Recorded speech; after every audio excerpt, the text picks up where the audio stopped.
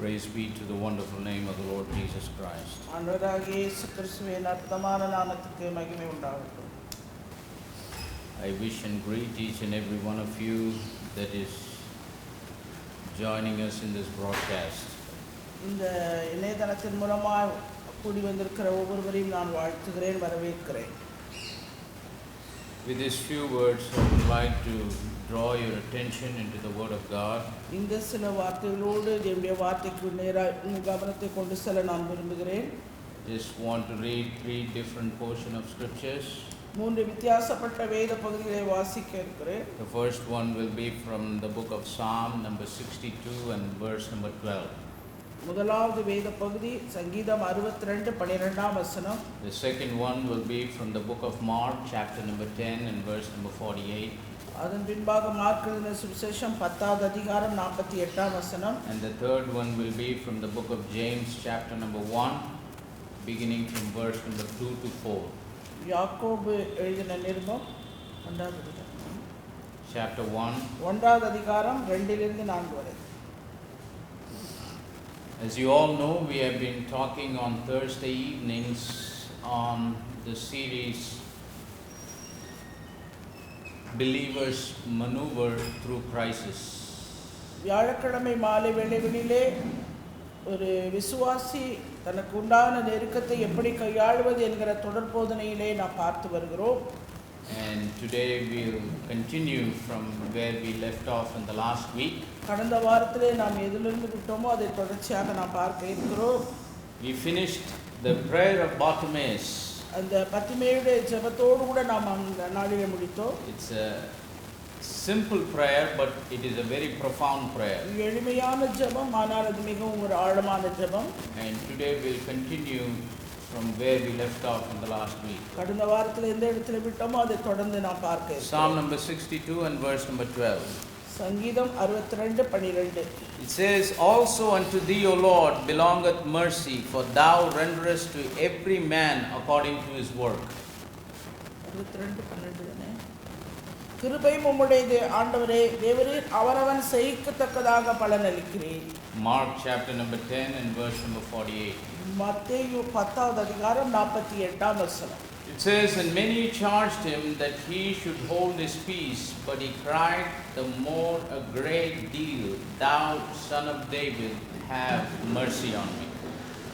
அவன் பேசாதிருக்கும்படி அநேகர் அவனை அதட்டினார்கள். அவனோ, தாவீதின் குமாரனே, எனக்கு இரங்கும் என்று முன்னிலும் அதிகமாய் கூப்பிட்டார். James chapter 1 beginning from verse 2 to verse number 4. யாக்கோபு எழுதின நிருபம் 1வது அதிகாரம் 2லிருந்து 4 வரை. It says, "My brethren, count it all joy when ye fall into diverse temptations, knowing this, that the trying of your faith worketh patience. But let patience have her perfect work, that ye may be perfect and entire, wanting nothing." என் சகோதரரே, நீங்கள் பலவிதமான சோதனைகளில் அகப்படும் போது உங்கள் விசுவாசத்தின் பரீட்சையானது பொறுமையை உண்டாக்கும் என்று அறிந்து அதை மிகுந்த சந்தோஷமாக எண்ணுங்கள்.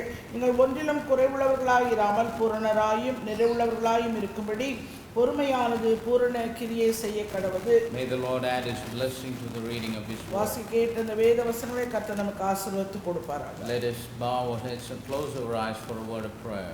ஜெபத்துக்கு நம்முடைய கண்களை மூடி தலைகளை வணங்குவோம். Gracious and loving Heavenly Father, கிருபையும் அன்பும் நிறைந்த பரலோகத்தின் we தகப்பனே, thank you, Father, for the wonderful opportunity that you have given us to meditate upon your word this evening. இந்த மாலை வேளையிலே நம்முடைய வேத வசனங்களை தியானிக்கும்படியாக நீர் கொடுத்த நல்ல ஒரு வாய்ப்புக்காய் உமக்கு நாங்கள் நன்றி செலுத்துகிறோம். Pray that you will anoint my feeble lips of clay to speak your anointed word. ஆண்டவரே, நம்முடைய அபிஷேகப்பட்ட வார்த்தைகளை பேச நாவே நீர் அபிஷேகியும். Anoint every ears to hear, every hearts to receive, and anoint every lives to be transformed by your word. ஆண்டவரே, கேட்கிற செவிகளையும் ஏற்றுக்கொள்ளுகிற இருதயத்தை நீர் அபிஷேகித்து கேட்கிறதுனால அவருடைய வாழ்க்கை மறுரூபமடைய நீர் உதவி We செய்யும். bind all the power of darkness in the name of the Lord Jesus Christ. எல்லா அந்தகாரத்தின் கிரிகளை நம்முடைய நாமத்தினாலே கடிந்து கட்டி சவித்து May அப்புறப்படுத்துகிறேன். the liberty of your Spirit be with us. உம்முடைய விடுதலையின் ஆவியானவர் எங்கள் மத்தியிலே தங்கி இருக்கட்டும். Let there be a spirit of revelation and understanding wherever your people are hearing this. ஆண்டவரே, எந்த இடத்திலிருந்து இந்த வார்த்தையின் சத்தத்தை கேட்கிறார்களோ அந்த இடத்திலெல்லாம் உம்முடைய புரிந்து கொள்ளுதலின் ஆவியும் வெளிப்பாட்டின் ஆவியும் உம்முடைய ஜனத்தோடு கூட தங்கி இருக்க வேண்டுமாய் ஜெபிக்கிறேன். I pray that the eternal purpose of you sending your word be fulfilled in each and every one of our lives. ஆண்டவரே, உம்முடைய வார்த்தை அனுப்பப்படுகிறதான நித்தியமான நோக்கம் ஒவ்வொருவருடைய வாழ்க்கையிலும் நிறைவேற்றப்படட்டும். We declare that all the glory, honor and praise belongs to you and you alone. ஆண்டவரே, சகல துதி கன மகிமை மேன்மையெல்லாம் உமக்கு ஒருவருக்கே உண்டாகட்டும் என்று சொல்லி For we ask all of this wonderful blessings in the precious name of the Lord Jesus Christ. இந்த எல்லா ஆசீர்வாதங்களும் வெளியேறப்பட்ட உம்முடைய நாமமாகிய இயேசு கிறிஸ்துவின் நாமத்தினாலே கேட்கிறேன். Amen. Amen. In the book of Mark, chapter number 10 and verse number 48, எழுதின சுவிசேஷம் 10வது அதிகாரம் 48ஆம் வசனத்திலே, as soon as blind Bartimaeus finished his simple but yet profound prayer, தன்னுடைய எளிமையான ஆழமான ஜெபத்தை அவன் செய்து முடித்தவுடனே, though he cried out in faith as Jesus Christ was passing by, இயேசு கடந்து போகிற அந்த நேரத்திலே விசுவாசத்தோடு அவன் கூப்பிட தொடங்கி முடித்தார். when he said, Jesus, thou son of David, have mercy on me, இயேசுவே தாவீதின் குமாரனே எனக்கு இரங்கும் என்று அவன் கூப்பிட தொடங்கினான். in verse number 48 the scripture says, 48ஆம் வசனம் இவ்விதமாய் சொல்கிறது, and many charged him that he should hold his peace, but he cried the more a great deal, thou son of David, have mercy on me. அவன் பேசாதிருக்கும்படி அநேகர் அவனை அதட்டினார்கள். அவனோ தாவீதின் குமாரனே எனக்கு இரங்கும் என்று முன்னிலும் அதிகமாய் கூப்பிட்டான். This is something very important that we need to understand when we as believers go through challenges and crises in our lives. நம்முடைய வாழ்க்கையிலே பலவிதமான சவால்களும் நெருக்கங்களும் கடந்து போகிற நெருக்கத்துக்குள்ளே போகிற வேளையிலே விசுவாசிகளாகிய நாம் கவனிக்க வேண்டிய அதி முக்கியமான காரியம் உண்டு. Many times when we call upon the name of the Lord, அநேக நேரங்களிலே அவருடைய நாமத்தை சொல்லி நாம் கூப்பிடுகிற நேரம், understanding who he really is to us, உண்மையாகவே அவர் நமக்கு யார் என்கிற அந்த புரிந்து கொள்ளுதலோடு நாம் கூப்பிடுகிறோம். pleading for his mercy and for his grace, அவருடைய இரக்கத்துக்காய் அவருடைய கிருபைக்காய் நாம் கெஞ்சுகிறோம். we think the Lord would send his angels right away to deliver us from the crisis. நாம் அவிதமாய் கூப்பிட்ட உடனே தேவன் தம்முடைய தூதர்களை அனுப்பி நம்முடைய நெருக்கத்தை நம்முடைய சவால்களை நம்மிலிருந்து நீக்கி விடுவார் என்று நாம் எண்ணுகிறோம். We always expect a quick fix to our problems. நம்முடைய பிரச்சனைக்கு உடனடியான தீர்வு உண்டாக வேண்டும் என்று சொல்லி நாம் எதிர்பார்க்கிறோம். We always expect the Lord to bring a sudden turnaround in our crisis. நம்முடைய நெருக்கத்திலே திடீரென்று ஒரு மாற்றம் ஒரு திருப்பம் ஏற்பட வேண்டும் என்று நம்முடைய விருப்பம். Yes, the Lord is able to do all of that. இவைகள் எல்லாவற்றையும் செய்ய நம்முடைய ஆண்டவர் வல்லமை உள்ளவர். But we need to understand we are believers in Christ. ஆனால் நாம் ஒரு காரியத்தை புரிந்து கொள்ள வேண்டும், கிறிஸ்துவுக்குள் நாம் விசுவாசிக்கிறோம். As we believe God, நாம் தேவனை நாம் விசுவாசிக்கிறோம். it is very important for us to understand our belief, our faith will put through a test. நம்முடைய விசுவாசமானது பரீட்சைக்குள்ளாக்கப்பட வேண்டும் என்பதையும் நாம் புரிந்து கொள்ள The வேண்டும். trying of faith is very important in the life of a believer. ஒரு விசுவாசியுடைய வாழ்க்கையிலே அவருடைய விசுவாசமானது பரீட்சிக்கப்பட வேண்டியது அவசியம், அது முக்கியம் என்பதை உணர வேண்டும். The psalmist says, also unto thee, O Lord, belongeth mercy. சங்கீதக்காரன் சொல்கிறான், கிருபை உம்முடையது. Yes, mercy belongs to the Lord. கிருபை இரக்கம் தேவனுக்குரியது. He has the power to deliver us and save us and bring us out of the crisis. அந்த நெருக்கத்திலிருந்து சவால்களிலிருந்து நம்மை விடுதலையாக்கி நம்மை நீங்களாக்க கூடியவர் அவர் ஆண்டவராலே முடியும். But the latter part of the scripture says, ஆனால் அந்த வேதவசனத்தின் மீதியான பகுதி for விதமாக thou சொல்கிறது, renderest every man according to his work. ஆண்டவரே தேவரீர் அவனவன் செய்கைக்கு தக்கதாக பலனளிக்கிறீர். Praise the name of the living God. What is that work that he is talking about? அங்கே எப்படிப்பட்டதான அந்த வார்த்தைகள் என்ன அர்த்தத்திலே சொல்லப்படுகிறது? That work is the work of faith. அது விசுவாசத்தின் கிரியை பற்றி That's சொல்லுகிறது. what James the apostle says when writing his epistle. அதனால்தான் யாக்கோபு தன்னுடைய நிருபத்தை எழுதும்போது இவ்விதமாய் சொல்கிறார். In James chapter number 1 and verse number 3 he declares, 1வது அதிகாரம் யாக்கோபு 1:3 இவ்விதமாய் பார்க்கிறோம். he says, knowing this, that the trying of your faith worketh patience. உங்கள் விசுவாசத்தின் பரீட்சையானது பொறுமையை உண்டாக்கும் என்று அறிய வேண்டும். Every faith has to be tested. எனவே விசுவாசம் இருக்கிற ஒவ்வொன்றும் அது பரீட்சிக்கப்பட வேண்டும். A faith that is untested, it cannot be trusted. எனவே விசுவாசம் என்பது பரீட்சிக்கப்படாவிட்டால் அது நம்பத்தகுந்தது அல்ல. Every faith has to be proved in order to be approved.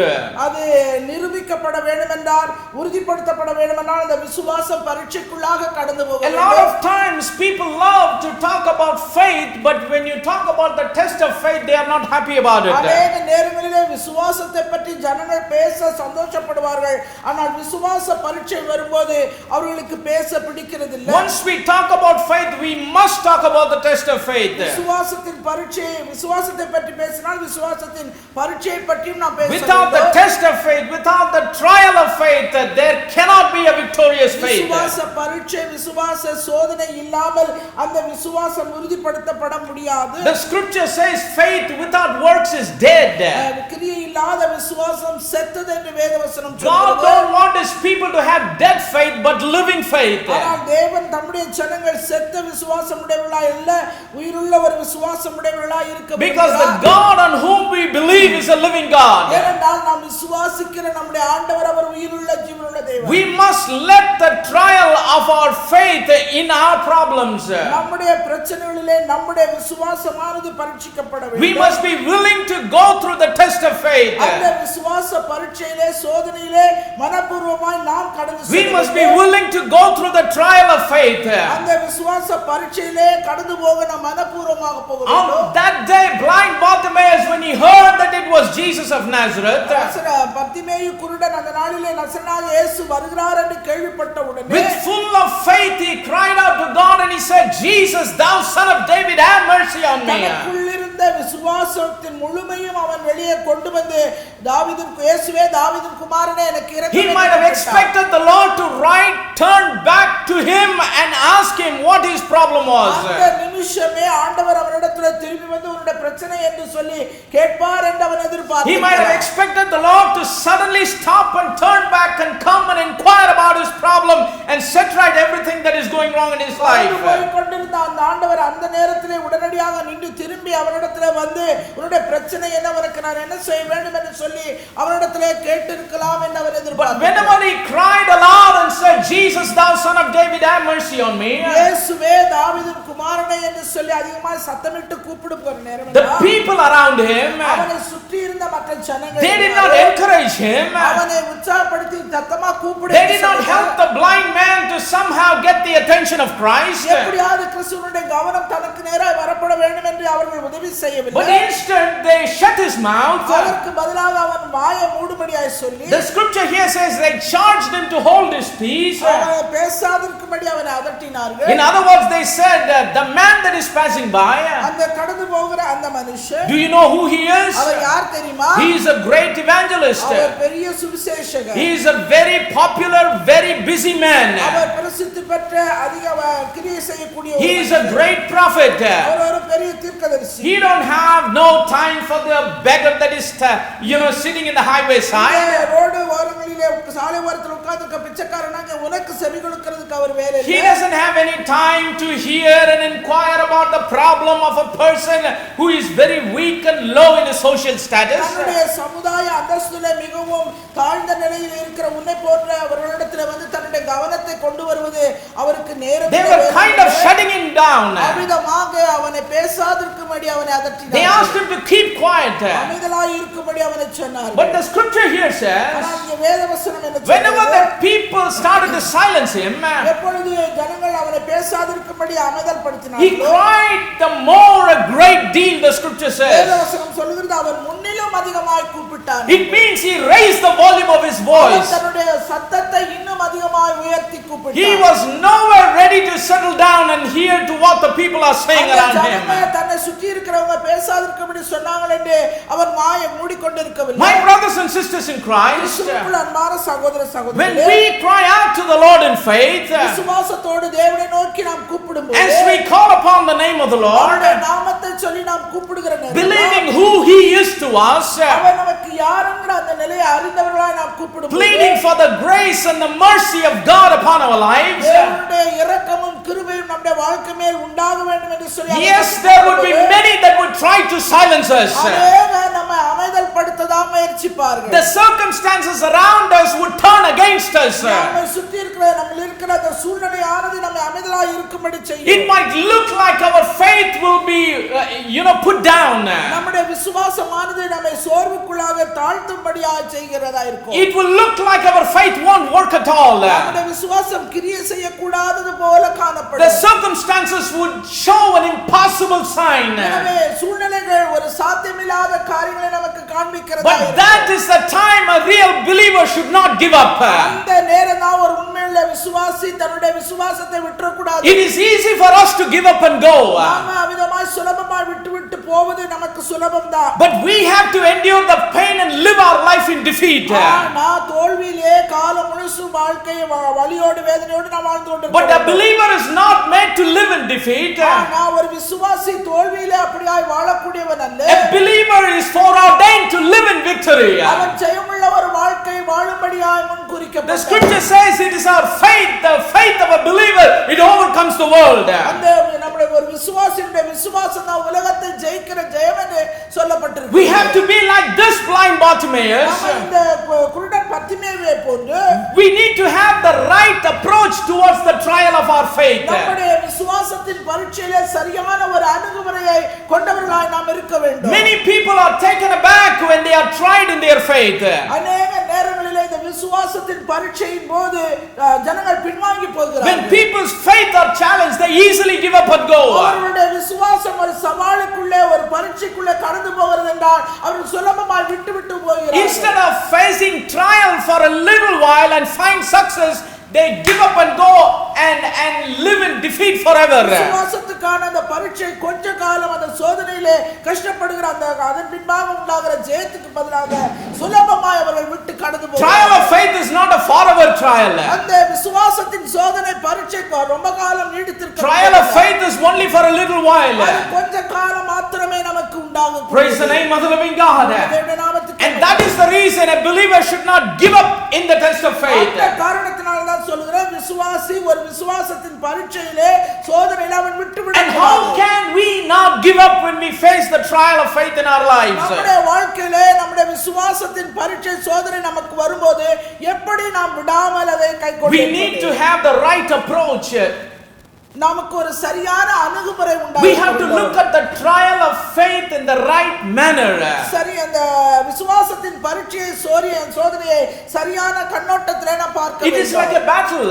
இது ஒரு போராட்டம் போல. It is not like a battle in flesh and blood. அது மாம்சத்துக்கும் இரத்தத்துக்கும் உண்டான போராட்டம். It is the fight of faith.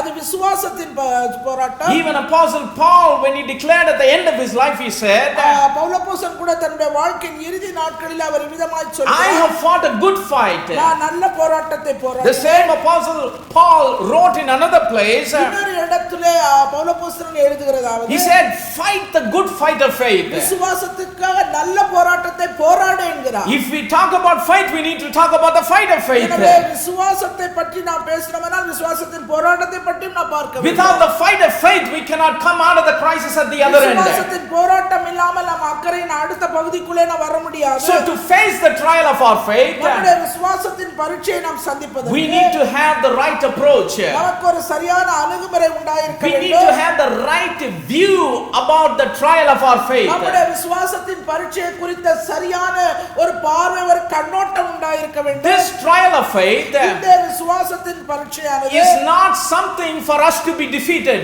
நம்மை தோல்வியடைய செய்வதற்காக அது ஏற்படுகிறதல்ல. Praise the name of the living God. Every trial of faith, ஒவ்வொரு விசுவாசத்தின் சோதனையும் it doesn't end in defeat. அது முடிவிலே அது தோல்வியிலே முடிகிறது இல்ல. every trial of faith of a believer will always end in victory. ஒவ்வொரு விசுவாசியுடைய விசுவாசத்தின் பரீட்சை சோதனை அது முடிவிலே ஜெயத்திலே முடிகிறதா இருக்கும். That's why every believer should see the trial of faith as something that will always end in victory. அதனால்தான் விசுவாசிகள் தங்களுடைய விசுவாசத்தின் பரீட்சையோ சோதனையோ அது ஜெயத்தை முடிகிறதாய் அவர்கள் அதை பார்க்க வேண்டும், அதை அறிய வேண்டும். All through the scriptures, வேதவசனங்களின் முழுவதும் மூலமாக, from the book of Genesis to the book of Revelation, ஆதியாகமத்திலிருந்து வெளிப்படுத்தின விசேஷம் வரைக்கும், all the faith heroes, they went through the phase of the trial of faith in their life. விசுவாச வீரர்கள் பட்டியலில் அவர்கள் எல்லாரும் தங்களுடைய விசுவாச பரீட்சையில சோதனையில அவர்கள் கடந்து their faith were tested in fire. அவர்களுடைய விசுவாசமானது அக்கினியினாலே சோதிக்கப்பட்டது. Abraham had his own test of faith. ஆபிரகாமுக்கு அவருடைய விசுவாசத்தின் பரீட்சை உண்டானது. Moses had his own trial of faith. அதுபோல மோசேக்கு விசுவாச பரீட்சை உண்டானது. David had his own trial of faith. தாவீதுக்கு விசுவாச பரீட்சை உண்டானது. Many prophets, many kings, they had their own trial of faith. தீர்க்கதரிசிகள் அநேக ராஜாக்களுக்கு விசுவாச சோதனை பரீட்சை உண்டானது. Even the apostles, the prophets, they went through trial of faith. அப்போஸ்தலர்களும் கூட தீர்க்கதரிசிகளும் கூட அப்படிப்பட்டதான விசுவாச பரீட்சை சோதனைக்குள்ளே கடந்து போனார்கள். Every one of the heroes of faith, when their faith was tried and tested, they never failed. Every one of them won the victory. விசுவாச வீரர்கள் பட்டியலிலே சொல்லப்பட்டிருக்கிற ஒவ்வொருவரும் தங்கள் விசுவாசத்தின் பரீட்சையிலே போராட்டத்திலே அவர்கள் போராடி ஜெயம் பெற்றார்கள் முடிவிலே. So we need to set our mind நம்முடைய மனநிலையை நாம் ஒரு நிலைப்படுத்த வேண்டும் and be very clear about the end of the test. அந்த பரீட்சையின் முடிவு எப்படி இருக்கும் என்கிற நிலையிலே நம்முடைய மனநிலையை கொண்டு போகணும். Many times when students go to write their exams, அநேக நேரங்களிலே மாணவர்கள் தேர்வு எழுத செல்லும்போது they do the best they can, அவர்களால எவ்வளவுக்கு சிறப்பாய் செய்ய முடியுமோ சிறப்பாய் செய்வார்கள். and they go to the exam hall, அந்த பரீட்சை எழுதுகிற இடத்துக்கு அவர்கள் சென்று and they do the best they can to write the exam, எந்த அளவுக்கு சிறப்பாய் எழுத முடியுமோ அந்த அளவுக்கு அதை சிறப்பாய் எழுதுவார்கள். and then they come out and say, அதன் பின்பாக வெளியே வந்து சொல்வார்கள், I did good, நான் நன்றா தான் செஞ்சிருக்கேன், I did not do that good, அவ்வளவு மோசமாக நான் வந்து செய்யலன்னு, I did poor. நான் ரொம்பவும் மோசமாலாம் When I எழுதினேன். used to grow up, நான் வளரும்போது after I come home from the exams, பரீட்சை முடிந்து நான் வீட்டுக்கு வந்த உடனே many times my father would be sitting in the office table. Office அலுவலகத்தில் உட்கார்ந்து என்னுடைய தகப்பனார் என்னை As soon as he would make the eye contact after I come from the exam, நான் பரீட்சை எழுதி முடிச்சு வந்த உடனே என் கண்ணை பார்த்து he கேட்பாரு. will never talk anything. வேற எதையுமே கேட்க மாட்டாரு. He will show like this. அவர் இப்படி கை காட்டுவாரு. If I don't respond, like this.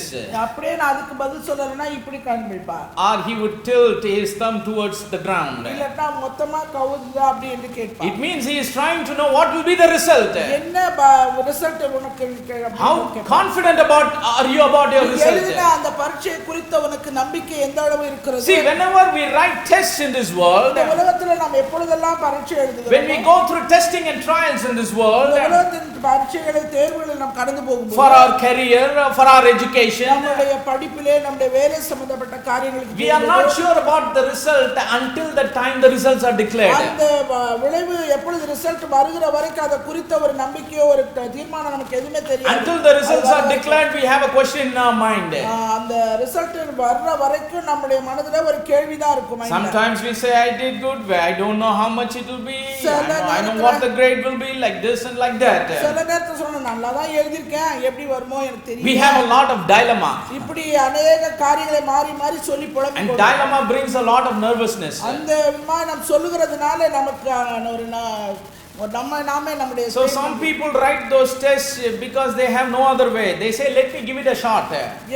என்ன பரவாயில்ல நம்ம எழுதுறத ஒரு வாட்டி எழுதிட்டா பாப்போமே. Let me make a try. ஒரு முயற்சி தான் செஞ்சு பார்த்தேன். That is not the approach we need to have when we go through the test of our faith. நம்முடைய விசுவாச பரீட்சை எழுதும்போது போகும்போது கடந்து போகும்போது இவ்விதமான ஒரு மனநிலையோடு போக கூடாது. And some people they easily give up. சிலர் அதை விட்டு விடுவாங்க சுலபமா. They drop out of their school. அவங்க பள்ளிக்கூடத்தை விட்டு நின்னு They drop out of their colleges. அவங்களுடைய கல்லூரிகளை விட்டு நின்னு விடுவாங்க. Why? What's the reason? என்ன காரணம்? Because they don't have the right approach. ஏனென்றால் அவர்களுக்கு ஒரு சரியான அணுகுமுறை அதை. But the trial of faith is a very unique trial. ஆனா விசுவாசத்தின் பரீட்சை சோதனை என்பது ஒரு தனித்துவமான காரியம். The test of faith is a very unique test.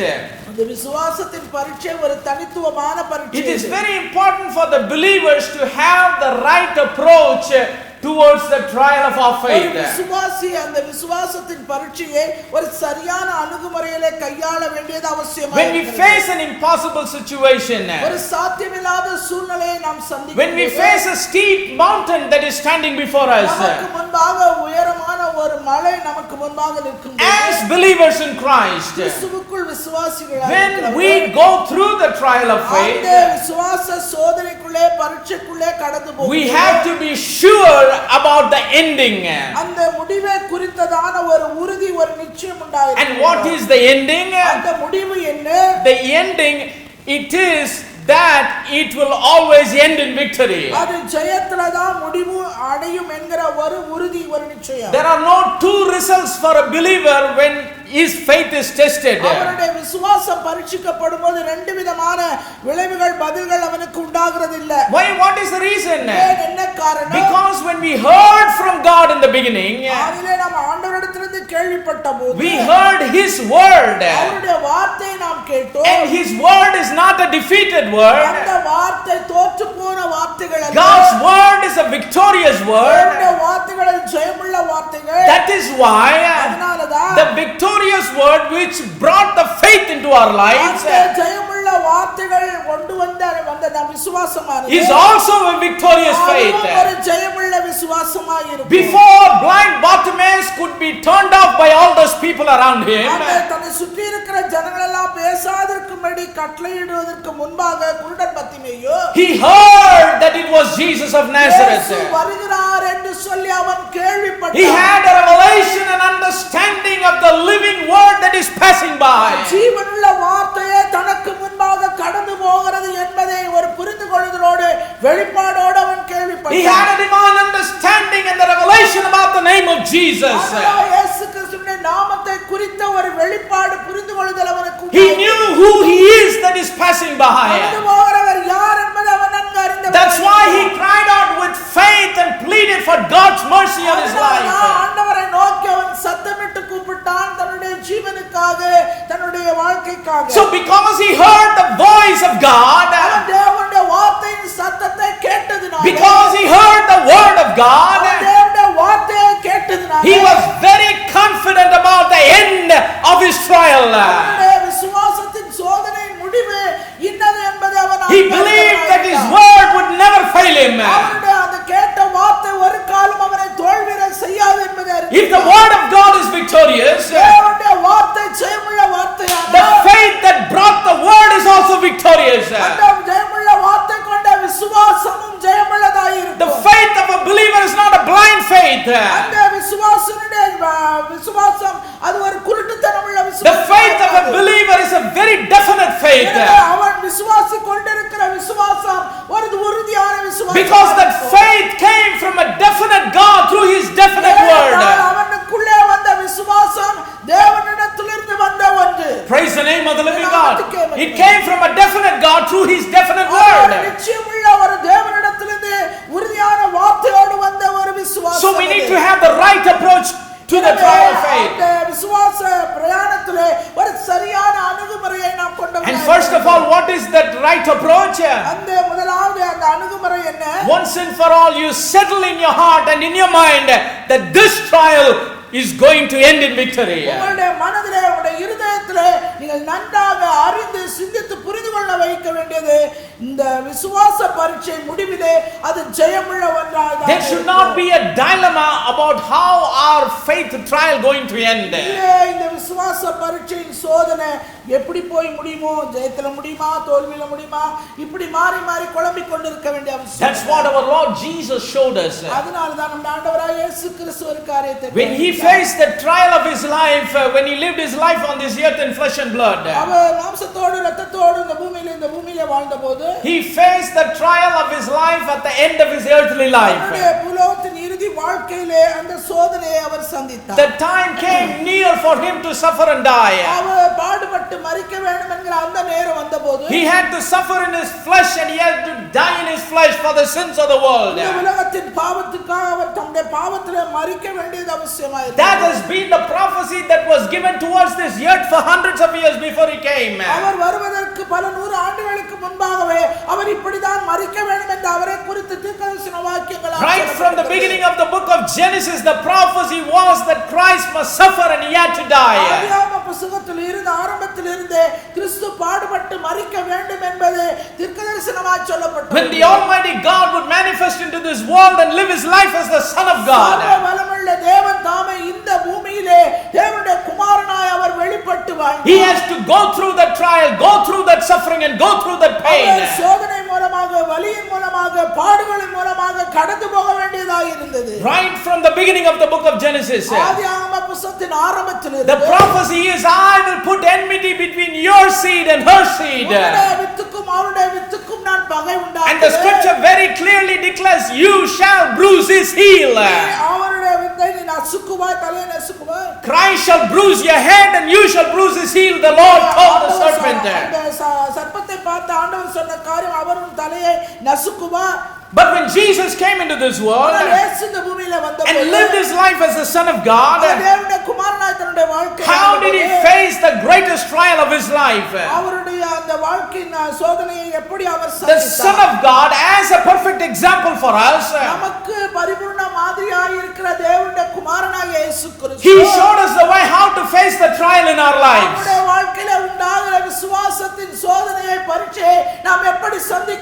In the life that we are living in this world. In Hebrews chapter number 12 and verse number 2, the scripture says, it says, looking unto Jesus, the author and the finisher of our faith, who for the joy that was set before him endured the cross, despising the shame, and he sat down at the right hand of the throne of God. தமிழ்ல 12:1 ஆரம்பிக்கிறது. விசுவாசத்தை துவக்குகிறவர் முடிக்கிறவருமாக இயேசுவை நோக்கி நமக்கு நியமித்திருக்கிற ஓட்டத்தில் பொறுமையோடு ஓடக்கடவோம். அவர் தமக்கு முன் வைத்திருந்த சந்தோஷத்தின் பொருட்டு அவமானத்தை எண்ணாமல் சிலுவையை சகித்து தேவனுடைய சிங்காசனத்தின் வலது பாரசத்தில் வீற்றிருக்கிறார். This scripture talks about how Jesus Christ faced the trial and the suffering in his earthly life. இந்த வேத வசனங்களானது இயேசு கிறிஸ்து தன் மாம்சத்திலே இந்த பூமியில வந்தபோது தன்னுடைய விசுவாச பரீட்சையை சோதனையை எவ்விதமாய் சந்தித்தார் என்று பார்க்கிறோம். We all know though the fullness of God had dwelt in him bodily, yet he lived his life in his flesh like just like you and me. தேவனுடைய முழு அந்த தேவத்துவம் முழுமையும் அவருடைய சரீரத்துக்குள்ளே அவர் வாசமாய் இருந்தபோது அவர் இந்த பூமியிலே வாழ்ந்தபோது தன்னுடைய விசுவாச பரீட்சையை எவ்விதமாய் கையாண்டார் என்று நாம் பார்க்கிறோம். He knew the time was nearing in his earthly life for him to suffer and die. அவருடைய இந்த பூமியினுடைய வாழ்க்கை நிறைவு வந்து விட்டது, தான் பாடுபட்டு மரிக்க வேண்டும் என்பதையும் அவர் அறிந்தவர். That's why we read in the scriptures in the garden of Gethsemane he had the agony in his life. அதனாலதான் அந்த வேதவசனங்களிலே பார்க்கிறோம் கெத்செமனே தோட்டத்திலே அவர் வியாகுலப்படவும் துக்கமடையும் அவர் தொடங்கினார். He was stressed out to the level that even the sweat in his body dropped down at great drops of blood. அவருடைய வேர்வை நாளத்திலிருந்து வேர்வை வடியாமல் அது இரத்தத்தின் பெருந்துளைகளாய் வடிகிற அளவுக்கு அவருடைய வியாகுலமானது காணப்பட்டது. But though in spite of him going through so much of pain, அப்படிப்பட்டதான ஒரு வேதனைக்குள்ளே அவ்வளவு ஆழமாய் அவர் கடந்து so much of pain in his mind, அவருடைய மனதிலே அவ்வளவு வலி, so much of pain in his body, அவருடைய சரீரத்திலே அத்தனையான வேதனைகள். the scripture says வேதவசனம் சொல்லுகிறது he had the joy that was set before him. அவர் தமக்கு முன் வைத்திருந்த சந்தோஷத்தின் பொருட்டு. What is the joy? அந்த சந்தோஷம் என்ன சந்தோஷம்? The joy is the end of that suffering. அந்த பாடுகளினுடைய முடிவிலே இருக்கிற The சந்தோஷம். joy is the end of the trial. அந்த சோதனையின் முடிவிலே இருக்கிற சந்தோஷம். The joy is the end of the pain. அந்த வலியினுடைய முடிவிலே இருக்கிற Who சந்தோஷம். for the joy that was set before him he endured the cross. அவர் தமக்கு முன் வைத்திருந்த சந்தோஷத்தின் பொருட்டு அவர் சிலுவையை சகித்தார் என்று So சொல்லுகிறார். as he was suffering in his body, அவர் தம்முடைய சரீரத்திலே அவர் பாடுபட்டு கொண்டிருந்தார். as he was going through shame, அவர் அவமானத்துக்குள்ளே கடந்து போய் as he was carrying the sins of the whole world, அவர் இந்த சர்வலோகத்தின் பாவத்தை தன் மீது as he was carrying the cross, அவர் சிலுவையும் சுமந்து கொண்டு as he was being dragged in the streets of Jerusalem, வீதிகளிலே இழுத்து செல்லப்பட்ட as he was climbing the mount of hill Calvary, அந்த கல்வாரி மலைக்கு அவரை கொண்டு சென்றபோது as he was taking the nails in his hand and the nails in his feet, கைகளிலும் கால்களிலும் அவருடைய ஆணிகள் அறைந்தபோது as he was bleeding in his head while the crown of thorn was pressed upon his head, கிரீடம் வைக்கப்பட்ட போது தலையிலிருந்து வடிந்த அந்த இரத்தத்தோடு as he was as they drove a spear in his side, அவருடைய விலாவிலே ஈட்டி வைத்து அவரை குத்தினபோது he had the joy that was set before him. அவருக்கு முன்பாக வைத்திருந்த சந்தோஷத்தின் பொருட்டு He had the ending of the trial set before him. அவர் தனக்கு இருந்த அந்த சோதனையின் முடிவை தன்னை நினைவிலே He was mindful of the fact only if he would die he would resurrect.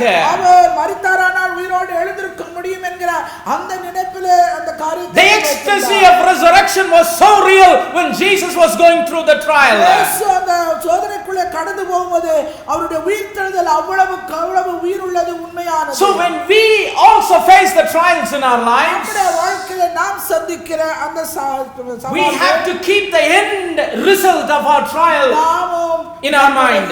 சோதனையின் முடிவிலே உண்டாகிற அந்த காரியத்தை சந்தோஷத்தை நாம் நம்முடைய மனதிலே கொள்ள வேண்டும். We have to set our mind. நம்முடைய மனதை அதன் மீது நாம் வைக்க Set வேண்டும். our mind on the end victory that has already been won. ஏற்கனவே எடுக்கப்பட்ட அந்த ஜெயத்தின் மீது முடிவிலே உண்டாகிற ஜெயத்தை நம்முடைய மனதிலே வைக்க வேண்டும். Whatever trial of faith that we might face in our lives, நம்முடைய வாழ்க்கையிலே எப்படிப்பட்டதான விசுவாச பரீட்சை சோதனை நாம் கடந்தாலும் சரி, the victory has already been won.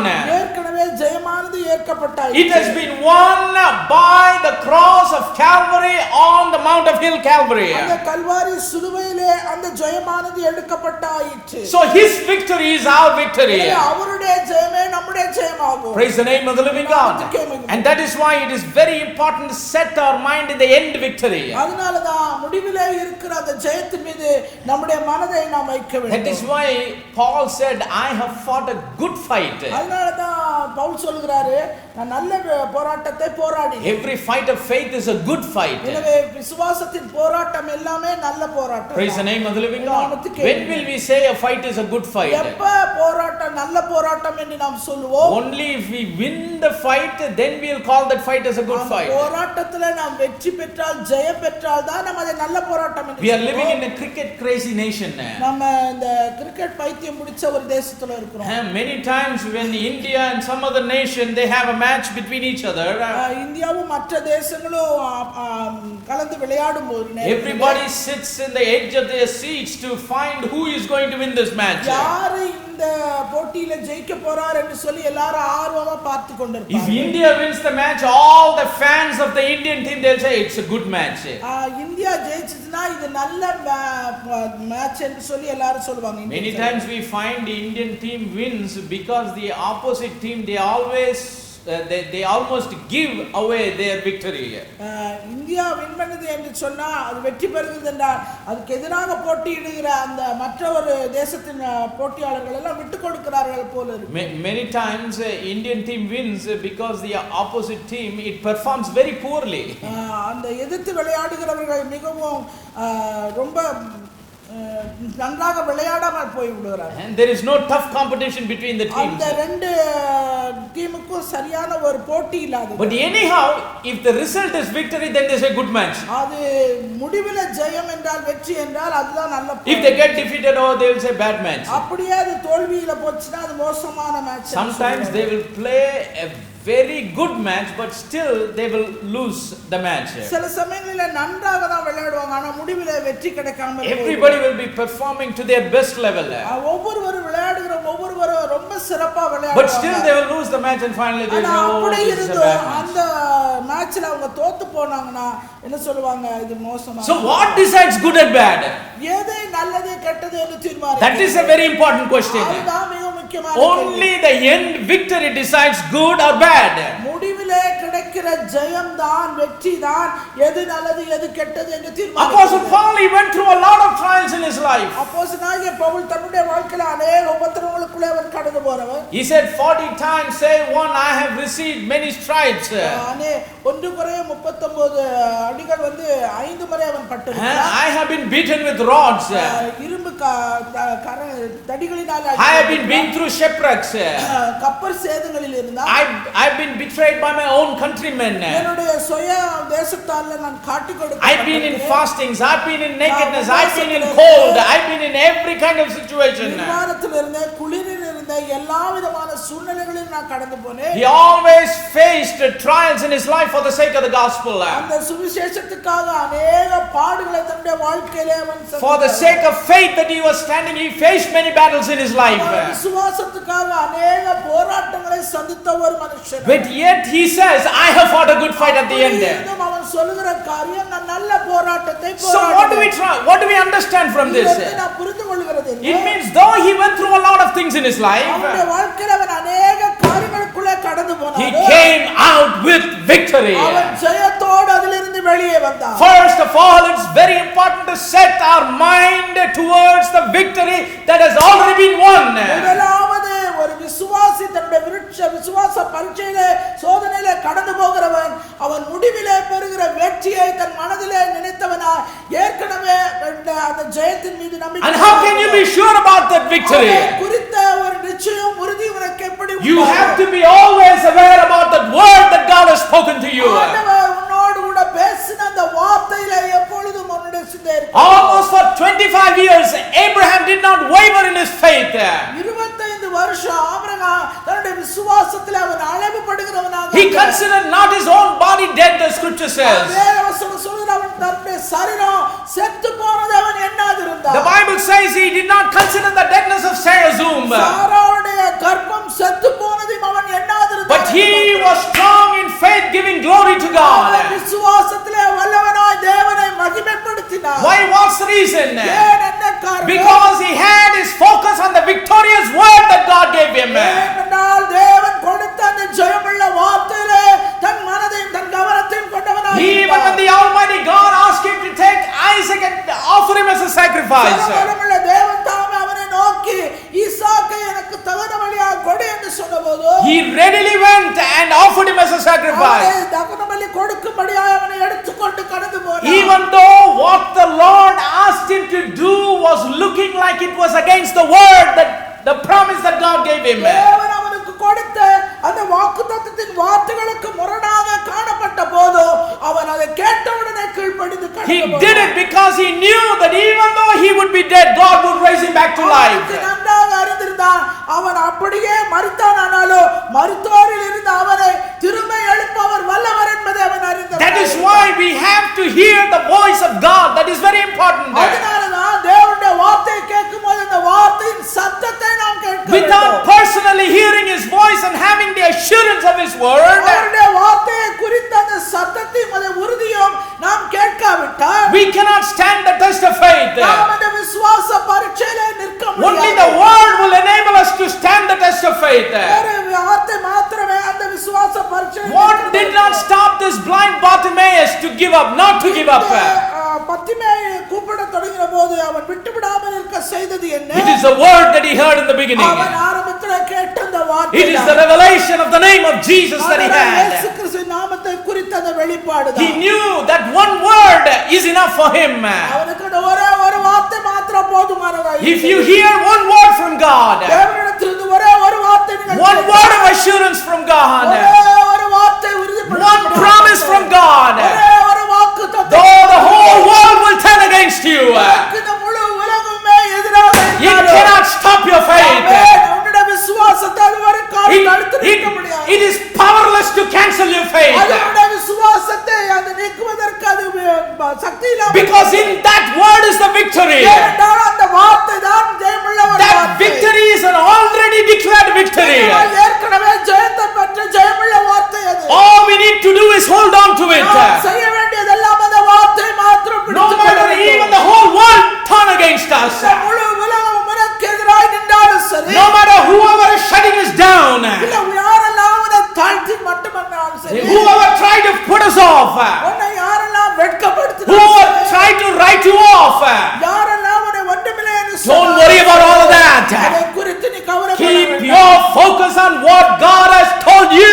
உன்னிடத்திலே தேவன் என்ன வாக்குத்தத்தம் கொடுத்தாரோ அதன் மீது மாத்திரம் உன் கவனத்தை Remember, the people that are putting you off, to them God did not give his word. ஆண்டவர் தம்முடைய வார்த்தையை கொடுத்தவர்களிடத்திலே கவனத்தை வைத்தவர்களை மாத்திரம் நீ If கவனம் he has spoken to you, you are responsible. போட்ட வார்த்தையை கொடுத்து அவர் வாக்குத்தத்தம் அடைந்தால் நீதான் அதற்கு You just hold on to it like your life belongs to it. உன்னுடைய வாழ்க்கைக்கான வார்த்தை என்று நீ அதை உறுதியாய் when somebody is dying with a deadly disease, யாராவது ஒருத்தர் சாவுக்கு ஏதுவான ஒரு வியாதியினால மரித்து போனாங்க, and the doctor writes a prescription, அங்கே ஒரு மருத்துவர் ஒரு அதுக்குரிய மருந்தை எழுதி, and they go to the pharmacy and buy the medicines, பார்மசிக்கு போய் அந்த மருந்துகளை எல்லாம் வாங்கி, do you know how careful they will be in holding on to that prescription? அந்த பிரிஸ்கிரிப்ஷனை எவ்வளவு ஜாக்கிரதையா பார்த்து படித்து அதை நாம் they will hold on to that prescription as if their whole life is dependent on it. ஏன்னா அந்த மனுஷனோட முழு வாழ்க்கையே அந்த பிரிஸ்கிரிப்ஷனால இருக்கதா அவங்க நினைக்கிறாங்க. There are some pharmacies in big cities,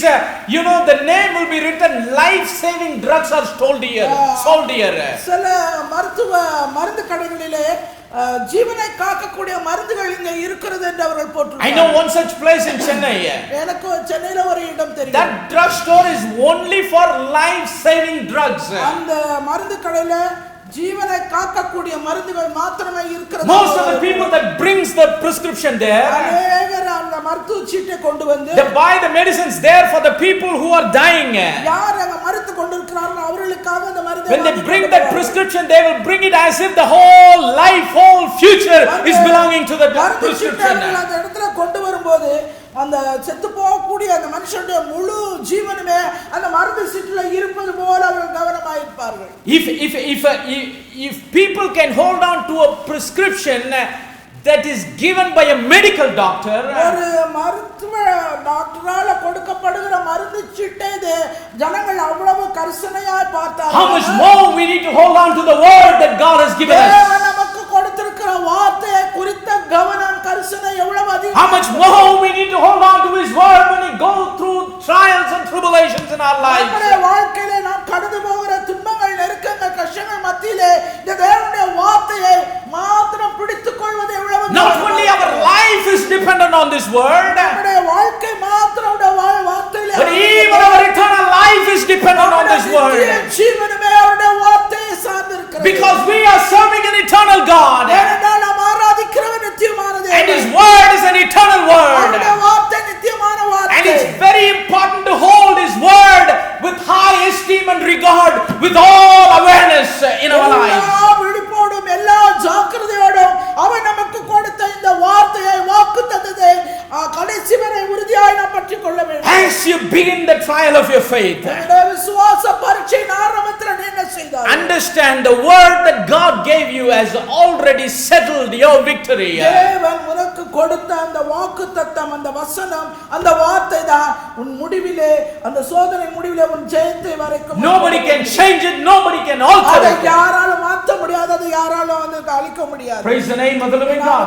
that's the first thing we need to know to have the right approach towards the trial of our faith. நம்முடைய விசுவாச பரீட்சையிலே சோதனையிலே நம்முடைய அணுகுமுறை, தேவனை குறித்த அணுகுமுறை சரியானவன்றாய் காணப்படும். that your victory has already been decided. உன்னுடைய ஜெயமானது ஏற்கனவே முடிவுக்குள்ளாக வந்தது. that's how Jesus Christ, when he lived his life on this earth as the Son of God, as an example for you and me, குமாரனாய் உனக்கும் எனக்கும் மாதிரியா இந்த பூமியிலே வாழ்ந்த இயேசு கிறிஸ்து செய்த காரியம் அதுவே. said, who for the joy that was set before him endured endured the cross, despising the shame. தமக்கு முன்பாக வைத்திருந்த சந்தோஷத்தின் பொருட்டு அவமானத்தை எண்ணாமல் அவர் சிலுவையை சகித்தார் என்று பார்க்கிறோம். if you set your mind on the already declared victory, ஏற்கனவே எடுக்கப்பட்ட அந்த ஜெயத்தின் மீது உன்னுடைய மனதை நீ வைப்பாயானால் it will be easy to face the trial. சோதனையை சந்திக்கிறது மிகவும் சுலபம். it's very easy. மிகவும் சுலபம். there won't be anxiety, நமக்கு அங்க ஒரு பதபரப்பு there இருக்காது. won't be perplexity, அங்க ஒரு குழப்பம் நமக்கு உண்டாகாது. there won't be any tension. அங்க எந்த ஒரு டென்ஷனும் நமக்கு ஏற்படுகிறது for இல்லை. example, உதாரணத்துக்கு as the students go to write their exams,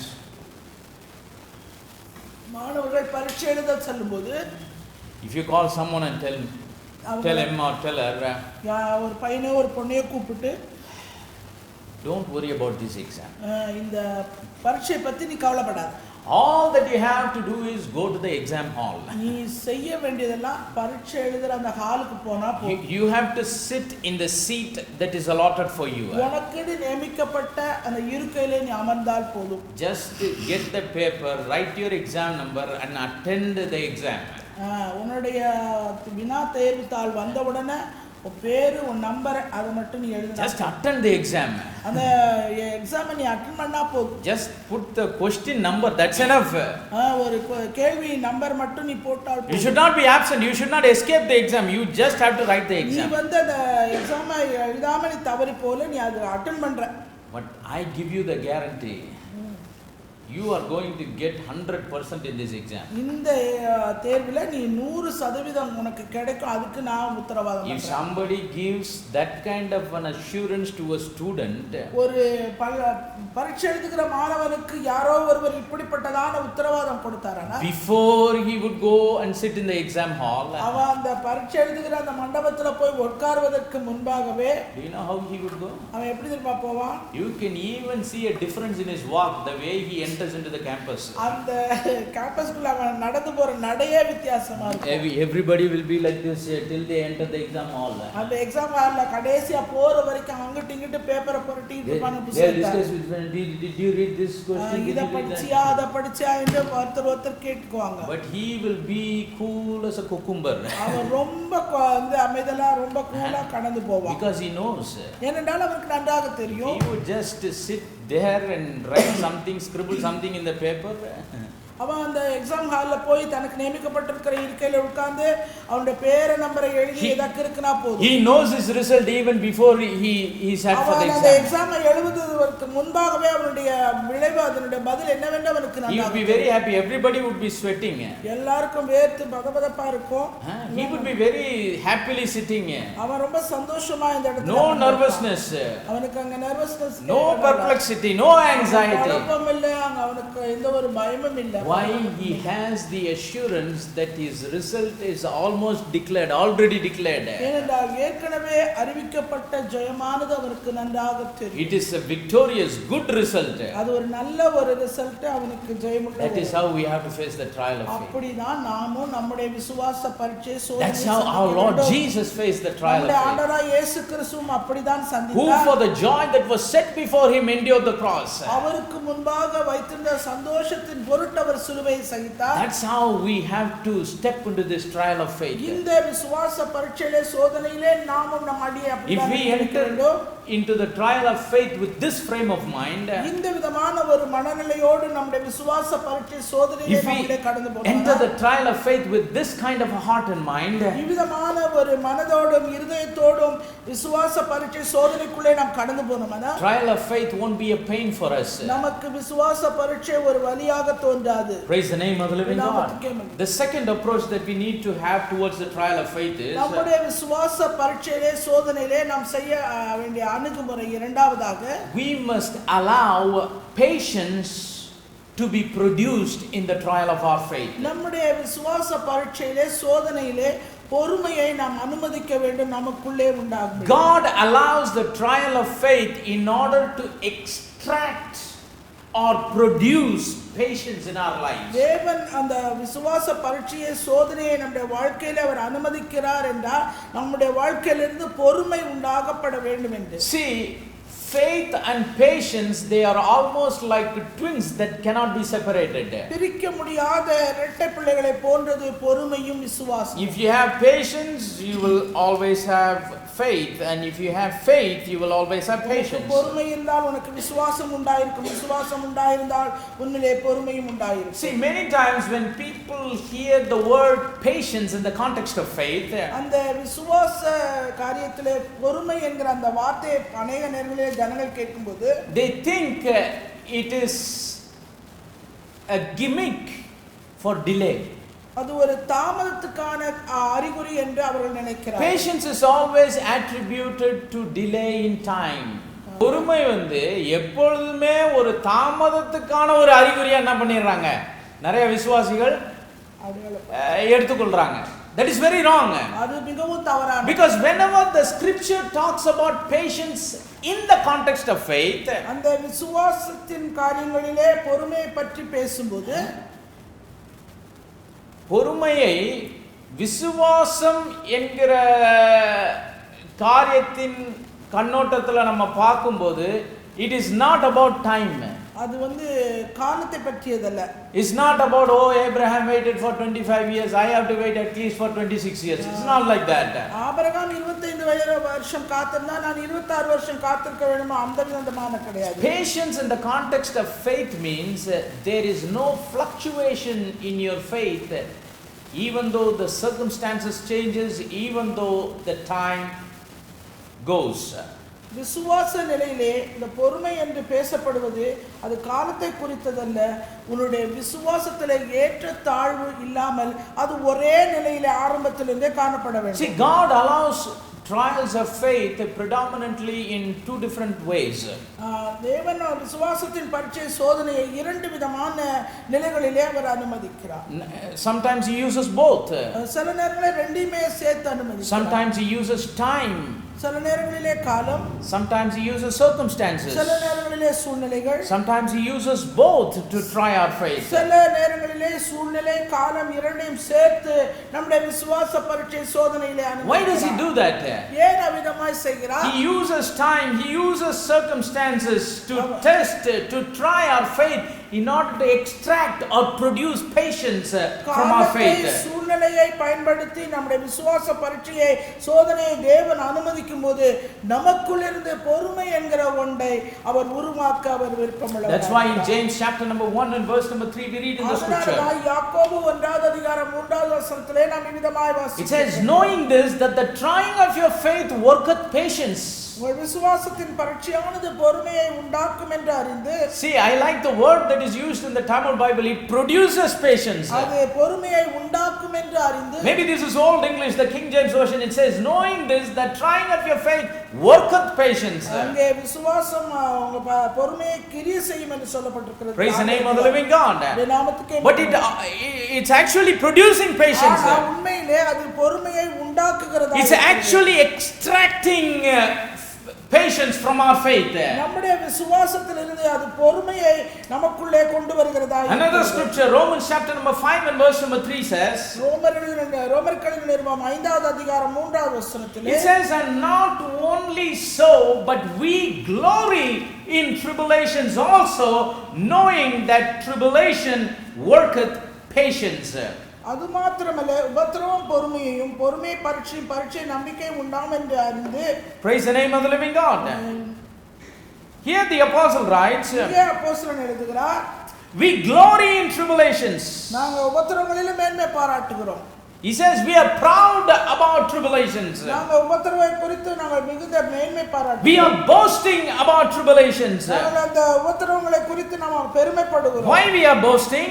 ஏன் விதமாக நாங்கள் பெருமைப்படுகிறோம்? Because tribulation worketh patience. ஏனென்றால் உபத்திரவம் பொறுமையை உண்டாக்குகிறது. And the next verse says, அடுத்த வார்த்தை சொல்கிறது, and patience experience. பொறுமை பரீட்சையையும் and experience hope. பரீட்சை நம்பிக்கையும் உண்டாக்குகிறது. Praise the name of the living God. நாமத்துக்கே. How does hope come out of faith? எப்படி பொறுமை விசுவாசத்திலிருந்து வெளியே கொண்டு வரப்படுகிறது? Everything starts with faith. எல்லாமே விசுவாசத்தில் ஆரம்பிக்கிறது. We all know faith cometh by hearing and hearing by the word of God. நாம் எல்லாருக்கும் நன்றாக தெரியும் விசுவாசம் கேள்வினால வரும், கேள்வி தேவனுடைய வார்த்தையினால வரும். Hebrews 11:1 says faith is the substance of the things hoped for. எபிரேயர் 11:1 என்ன வாசிக்கிறோம்? விசுவாசமானது நம்பப்படுகிற உறுதி, காணப்படாதவைகளின் நிச்சயம். Praise the name of the living God. So faith is the basis. எனவே விசுவாசம் தான் அடிப்படை. What you hope for, it begins from faith. நீ எதற்காக நம்பி காத்திருக்கையோ அது ஆரம்பம் அந்த விசுவாசத்திலிருந்து ஆரம்பிக்கிறது. See, hope is always connected with the future.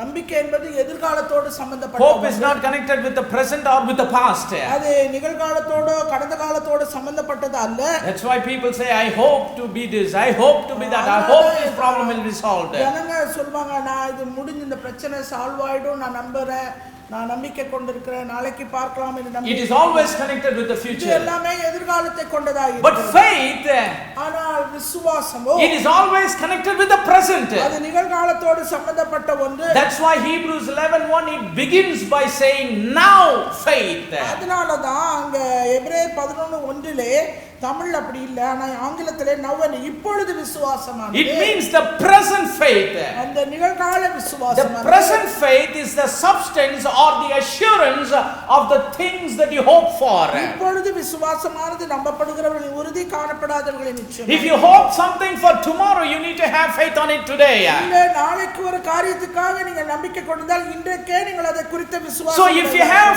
faith today for the hope tomorrow, you will work that faith. அந்த விசுவாசத்தை இன்றைக்கு கொண்டு நாளைக்கு நீங்க நம்பிக்கையுடையவர்களா இருந்தால் அந்த விசுவாசத்தை இன்றைக்கே நீங்க கிரியை செய்ய வேண்டும். Praise the name of the living God. And here the apostle Paul, writing to the saints of the church of the city of Rome, says, ரோமர்களின் நிருபத்திலே பரிசுத்தவான்களுக்கு பவுல் அப்போஸ்தலன் எழுதி சொன்னது, we glory in tribulations, உபத்திரவங்களிலே நாங்கள் மேன்மை பாராட்டுகிறோம், we boast about the trial of our faith, நம்முடைய விசுவாச பரீட்சையை குறித்து நாங்கள் பெருமைப்படுகிறோம், we count it all joy when we fall into diverse tests and temptations, அந்த உபத்திரவங்களிலும் சோதனைகளிலும் நாங்கள் சந்தோஷப்படுகிறோம், because tribulation worketh patience, ஏனென்றால் உபத்திரவம் பொறுமையை உண்டாக்குகிறது, and patience brings experience, பொறுமை அனுபவத்தை உண்டாக்குகிறது, and experience brings hope. அனுபவமானது நம்பிக்கையை நமக்கு உண்டாக்குகிறது. Praise the name of the living God. Before faith comes to pass, விசுவாசமானது நமக்குள்ளே கடந்து வருவதற்கு, before God enables us to see the fruits of our faith, நம்முடைய விசுவாசத்தின் கனியை, கிரியையை, முடிவை நாம் காண்பதற்கு முன்பாக God puts us through a way so that we can see the victory that has already been won. நமக்கென்று ஒரு பாதையை நியமித்து வைத்திருக்கிறார், அது ஏற்கனவே அந்த அடைந்த வெற்றியை நாம் Believers, this is very important for you even when you go through the middle of a crisis in your life. நெருக்கத்திலே நாம் வாழ்க்கையில கடந்து போகும்போது நமக்கு இது மிகவும் முக்கியமானது விசுவாசம். It's not having faith today and seeing the fruits of your faith tomorrow. இன்னைக்கு நம்ம விசுவாசத்தை கொண்டிருந்து விசுவாசத்தின் பதிலை, விளைவை, அதனுடைய கனியை நாளைக்கு நம்ம பார்ப்போம். It's not saying, Lord, you have already declared the victory, I believe you today, tomorrow let me see the victory that you have already won. ஏற்கனவே நீ ஜெயம் எடுத்தாயிட்டு என்று சொல்லிட்டு நான் இன்னைக்கு நான் அதுக்காக விசுவாசம் உள்ளவனாய் இருக்கிறேன், நாளைக்கு அந்த ஜெயத்தை நான் காண விரும்புகிறேன் என்று சொல்லக்கூடாது. But if you believe, ஆனா நீங்க விசுவாசித்தா, the present faith இந்த நிகழ்கால விசுவாசம் will put your faith into test. உங்களுடைய விசுவாசத்தை பரீட்சைக்குள்ளாக்குகிறது. Praise the name of the living God. And that test, it worketh patience. அது மாத்திரமல்ல அந்த பரீட்சையானது பொறுமையை உண்டாக்குகிறது. And patience experience. பொறுமையானது அனுபவத்தை ஏற்படுத்துகிறது. And experience hope. அனுபவம் நம்பிக்கையை நமக்குள்ளே உண்டாக்குகிறது. And then verse number 5 says, 5வது வசனம் சொல்கிறது, and hope maketh not ashamed. அந்த நம்பிக்கை நம்மை வெட்கப்படுத்தாது. Praise the name of the living God. What kind of faith will not put us to shame? எப்படிப்பட்டதான விசுவாசம் நம்மை வெட்கப்படுத்தாது. It's not like blind hope or blind faith. குருட்டுத்தனமான விசுவாசமோ குருட்டுத்தனமான நம்பிக்கையோ அல்ல. You know, when I was studying in school, probably in the middle school, middle schoolல நான் படிக்கும்போது, and there was, I think, a free class where a substitute teacher came. பதிலாக டீச்சருக்கு பதிலாக இன்னொரு teacher அவர்கள் The regular teacher was on leave, so a substitute came. ரெகுலரா பாடம் எடுக்கிற வாத்தியார் டீச்சர் வராம அதுக்கு பதிலாக, because you know how a class will be when there is no teacher. அங்க டீச்சர் இல்லாட்டா வகுப்பு எப்படி இருக்குன்னு உங்களுக்கு நல்லா So that substitute teacher, instead of passing the time, he asked each and every person, what do you want to become in life? அப்படி பதிலாக வருகிற ஆசிரியர் வந்து கேட்பாங்க, உன்னுடைய வாழ்க்கையில நீ என்னவாக வேண்டும் என்று விரும்புகிறாய்? Most of the people said doctor or engineer. அநேக பிள்ளைகள் சொல்லுகிற ஒரு பதில் என்னன்னா, நான் ஒண்ணு டாக்டர் ஆகணும் இல்லனா இன்ஜினியர் ஆகணும். Those people who told doctors are, most of the people are doing something different in their life. அப்படி சொன்னவங்க எல்லாம் தங்களுடைய வாழ்க்கையில ஏதோ வித்தியாசப்பட்ட காரியங்களை செய்து கொண்டு. I remember one person said CA. In those days we don't know what is chartered accountant, but he knew that he would become CA. நான் வந்து CA ஆக வேண்டும் என்று சொன்னான், ஆனால் அந்த நாளிலே அது என்னவென்று தெரியாமல் இருந்தார். Today he is in United Kingdom. இந்த நாளிலே அவன் நம்ம UKல இருக்கிறான். But why did they say engineer doctor? Engineer doctor என்று சொல்ல வேண்டும்? Blind hope. அது ஒரு குருட்டுத்தனமான நம்பிக்கை. That is their desire. அது வந்து அவங்களோட வாஞ்ச ஆசை. That is their likeness. அவங்களுடைய விருப்பம் அது. Maybe somebody is there as a doctor in their family or an engineer in their family, so they want to become like them. அவங்க குடும்பத்துல யாராவது இன்ஜினியராவோ டாக்டராவோ இருப்பாங்க, அதை பார்த்து அவங்களுக்கு விருப்பம் வாஞ்சை அந்த மாதிரி. They hope to become a doctor. அவங்க வந்து டாக்டர் ஆகணும் நம்பிக்கையா இருந்தாங்க. With what kind of hope they are saying? Just blind. எப்படிப்பட்டதான நம்பிக்கை? குருட்டுத்தனமான They may நம்பிக்கை. become or they may not become. ஒருவேளை ஆக முடியும், ஆகாமல போக They முடியும். themselves are not sure about it. ஏனென்றா அதை குறித்த ஒரு உறுதி அவர்களுக்கே கிடையாது. This is the problem with even some of the believers today. இந்த நாளிலே விசுவாசிகளின் மத்தியிலும் இது பட்டதான பிரச்சனை. They have a desire and they want to turn every desire to become their hope.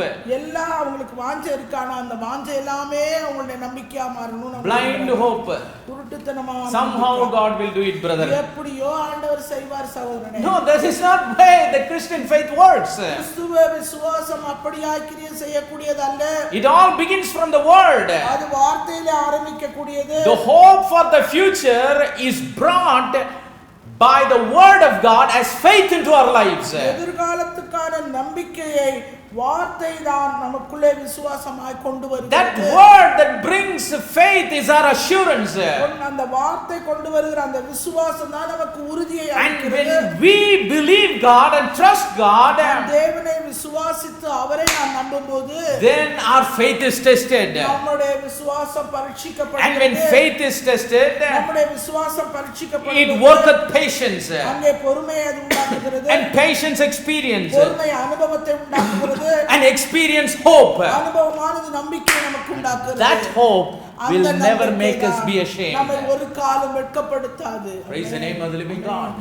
That is why we need to realize this faith is not a blind faith. அதனால நன்றாக நாம் உணர வேண்டும், இந்த விசுவாசம் குருட்டுத்தனமான விசுவாசம். We always have to be sure about the word that God has given us. தேவன் நமக்கு கொடுத்திருக்கிற வார்த்தை எப்படிப்பட்டது என்பதை குறித்த ஒரு உறுதி, ஒரு அறிவு நமக்கு எப்போதும் இருக்க வேண்டும். That is why it will never end in defeat. It always will end in victory. அது ஒரு காலம் அது தோல்வியிலே முடிவு பெறுகிறது இல்ல, அது எப்போதும் ஜெயத்திலே முடிவடையும். That's what happened in the life of our Lord Jesus Christ. அந்த ஆண்டவராகிய இயேசு கிறிஸ்துவின் வாழ்க்கையிலும் நிறைவேறியது அதுதான். He took all the pain.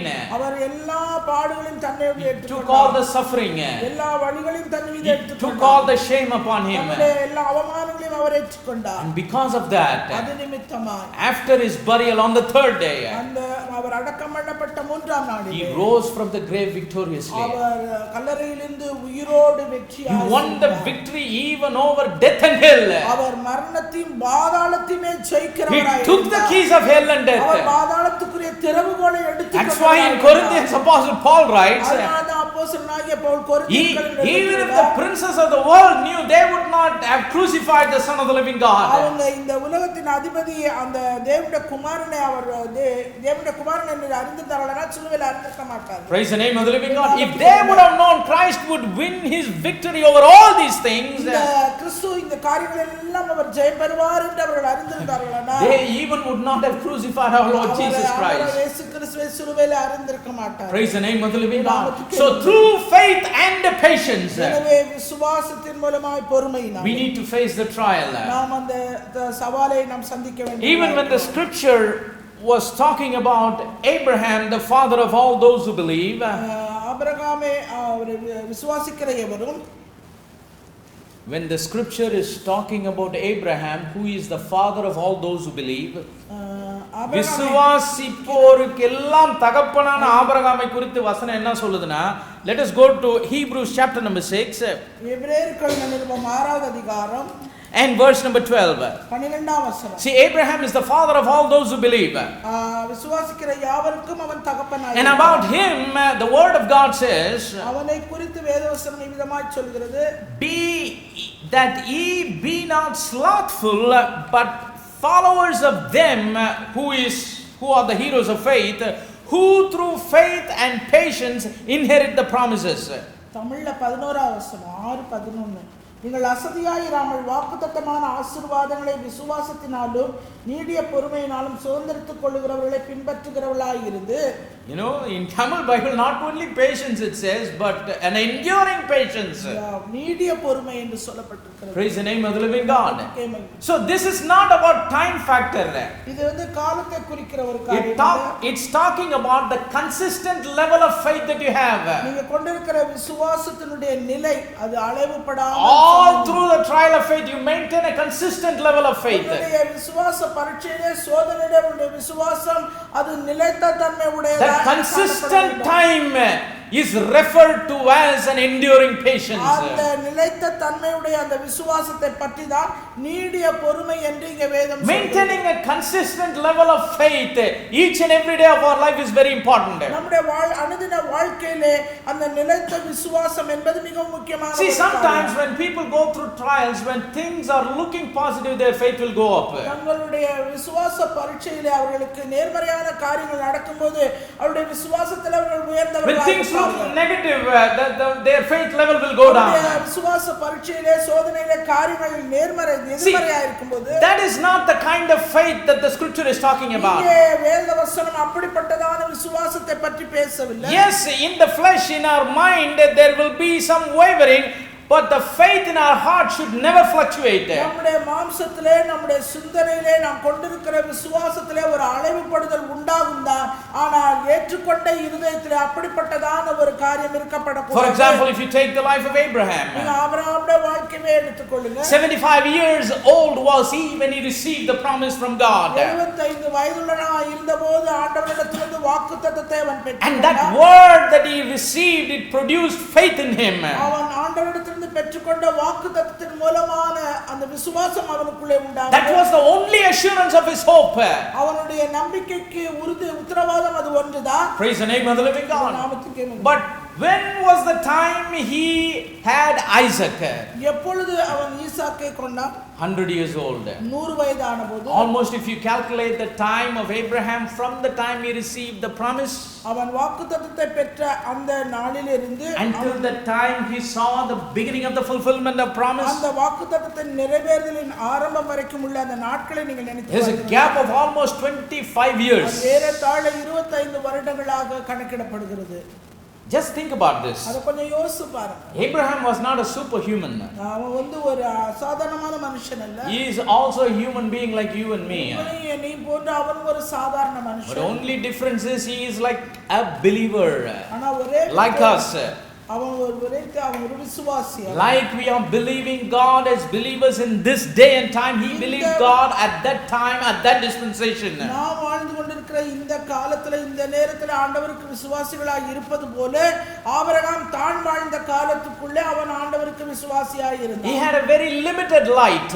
அவனுக்கு கொஞ்சம் வெளிச்சம் தான் இருந்தது. It's not as bright as we are having it now about the light of God. தேவனுடைய வெளிச்சத்தை வார்த்தை குறித்த வெளிப்பாடை பெற்றது போல அவன் அந்த நாட்களிலே பெற்றவன். But he was very true to that limited light that God gave him. அவனுக்கு கிடைக்கப்பட்ட அந்த கொஞ்சம் வெளிச்சத்திலே அவன் உண்மையாய் இருந்தான். God said, get out of your country. ஆண்டவர் சொன்னார், தேசத்தை விட்டு போ. Get out of your father's house. உன்னுடைய தகப்பன் வீட்டை விட்டு போ. Go to a place that I will show you. நான் உனக்கு காண்பிக்கிற தேசத்துக்கு நீ போ. I will bless you. I will multiply you. நான் உன்னை ஆசீர்வதிப்பேன், நான் உன்னை பெருக பண்ணுவேன். God said, I am responsible. ஆண்டவர் சொன்னார், நான் அதுக்கு உத்தரவாதி. That's why Abrahamic blessing is very special. அதனால தான் ஆபிரகாமுடைய ஆசீர்வாதம் விசேஷித்தது. God gave his blessing to many people in the scriptures. இந்த வேதவசனங்களிலே அநேகருக்கு ஆண்டவர் ஆசீர்வாதம் கொடுத்தார். God told Adam, be fruitful and multiply and replenish the earth. ஆண்டவர் ஆதாமை பார்த்து சொன்னார், நீ பூமியிலே பலுகி பெருகி பூமியை நிரப்புனாரு. He never said, I will make you multiply. He said, be fruitful. நான் உன்னை ஆசீர்வதிப்பேன்,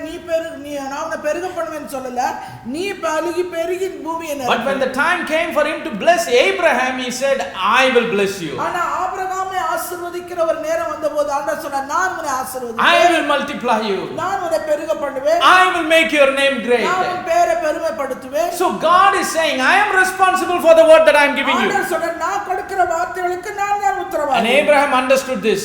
இதை ஆபிரகாம் நன்கு புரிந்தவனாய் இருந்தான். He said, I am not going to do any special thing. I just have to believe and do what God says.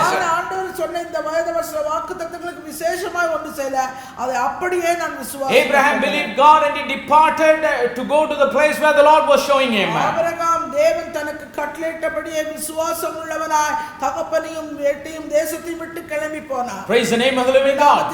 What he would have felt on his 86th birthday. 86வது பிறந்த நாளில் அவன் என்ன நினைத்திருப்பான்? It's been 365 days since I received the promise from God.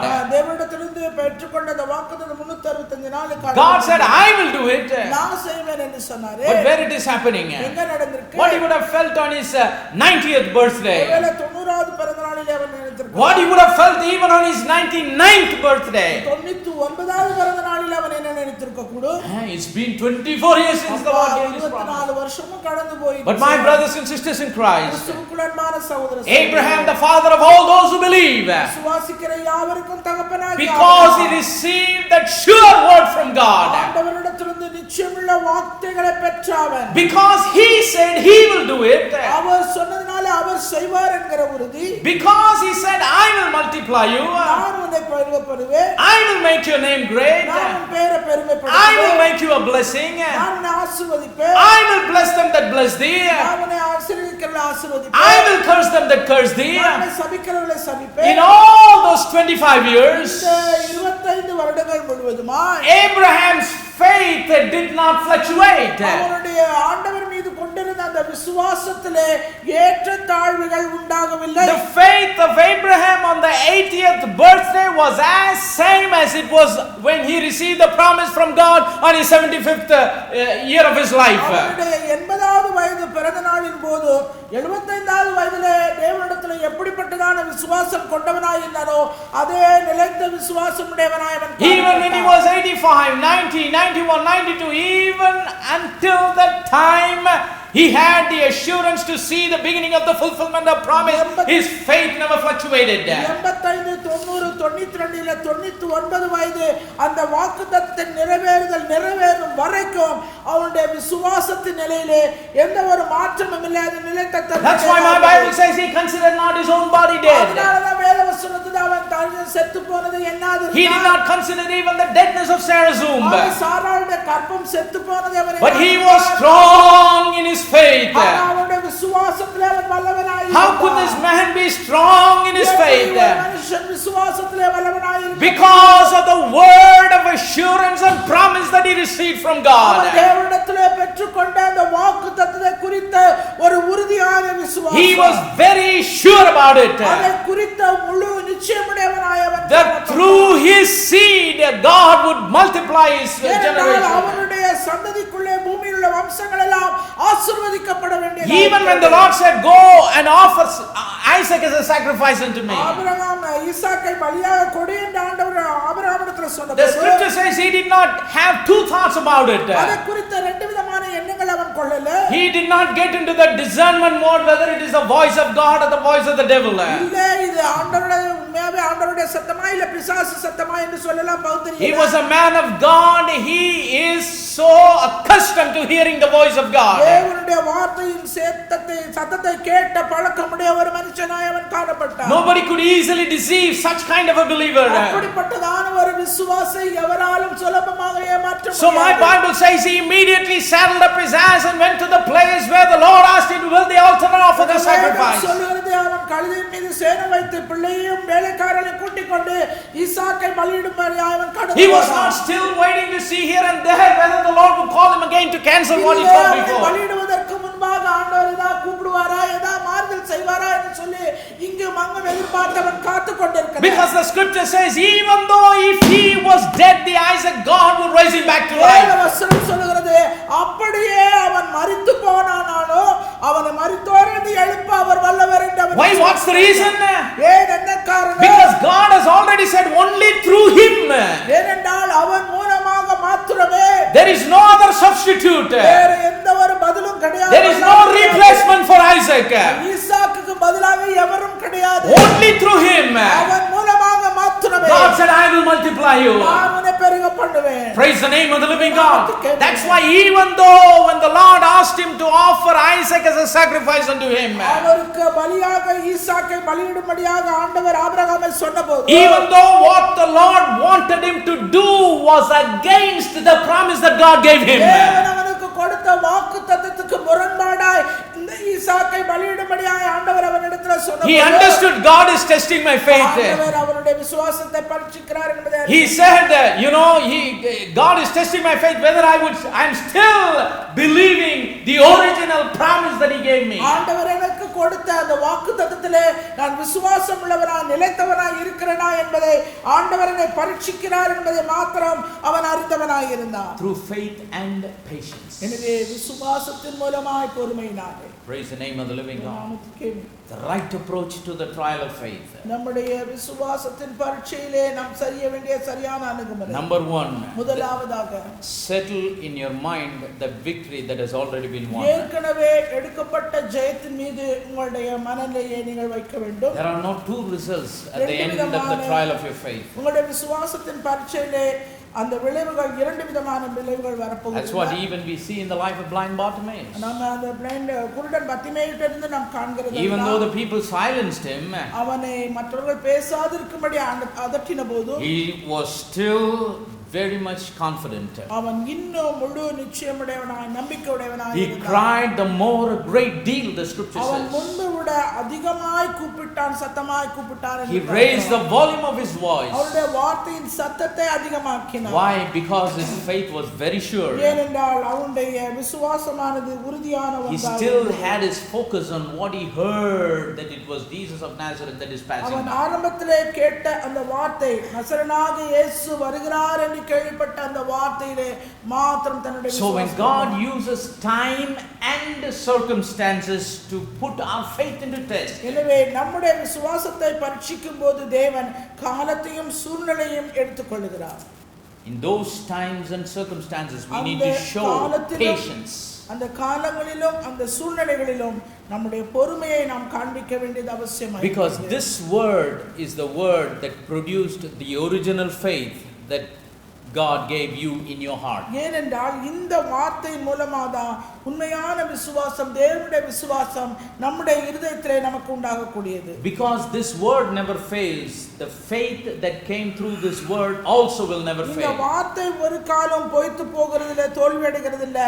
அது மூலமாய் உண்டாகிற விசுவாசமும் But that faith that came out of this word will be tested.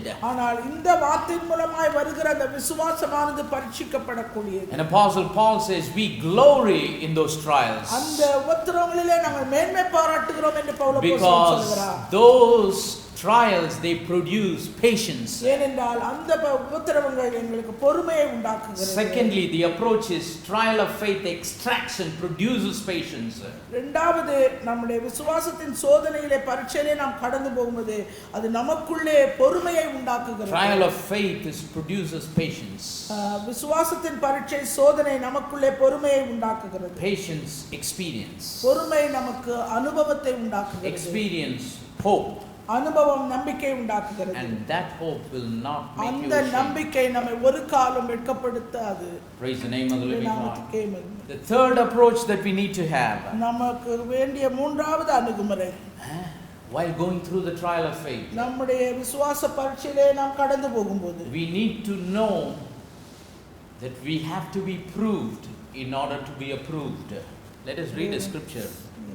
You'll know how to say it. 1 Peter chapter number 5. ஒன்று பேதுரு 5வது அதிகாரம் Verse number 10. 10ஆம் வசனம்.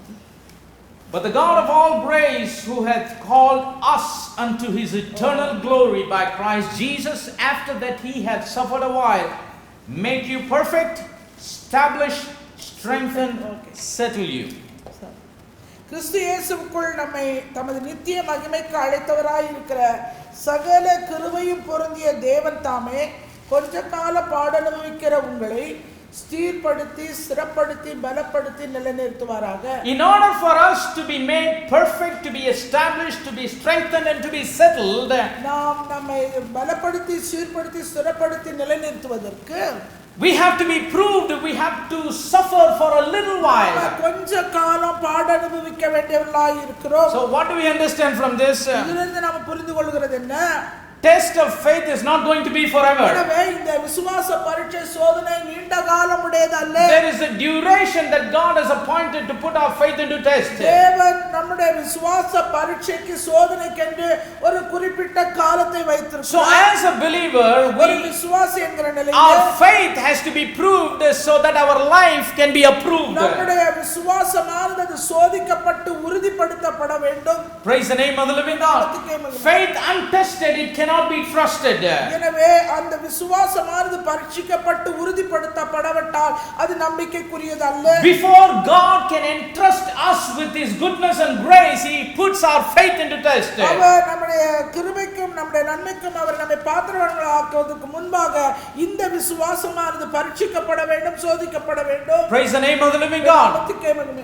Whenever you buy, these little things like electronics or anything, ஏதாவது electrical சம்பந்தமான ஜாமான்கள் நீங்கள் வாங்கும்போது there will be a little sticker அந்த மீது ஒரு put on the device. அந்த வாங்குற பொருள் மீது ஒரு ஸ்டிக்கர் ஒட்டி இருக்கும்.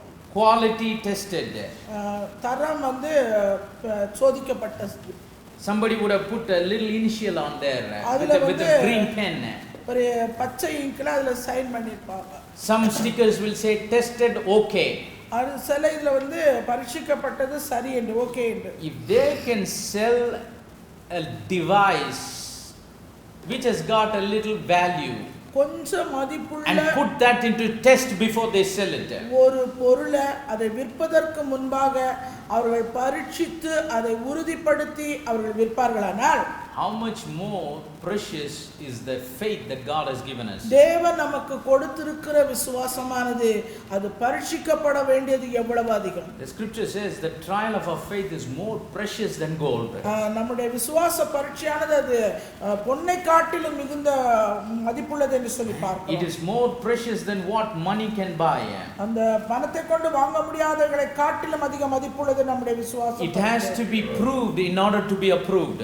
அது சோதிக்கப்பட வேண்டும் உறுதிப்படுத்துவதற்கு முன்பாக. Some people say, brother, our God is an omniscient God. நம்முடைய தேவன் அவர் சர்வ ஞானி அவர். He knows the end from the beginning. அவர் ஆரம்பத்திலிருந்து முடிவை காணக்கூடியவர். Will he not know how I will come through the trial of faith? இந்த விசுவாச பரீட்சையில நான் எப்படி வர போறேன்னு அவருக்கு தெரியாதா? He has already declared the victory. அவர் ஏற்கனவே தான் ஜெயத்தை அறிவித்து விட்டார். Some intelligent people think like that. சிலர் வந்து புத்திசாலி அப்படினா and why God has to put me through trial? ஏன் என்ன ஆண்டவர் இந்த சோதனைக்குள்ளே வைக்க வேண்டும்? and why God has to put me through challenges? ஏன் தேவன் என்னை சவால்களுக்குள்ளே வைக்க வேண்டும்? This proving is not for us to prove to God.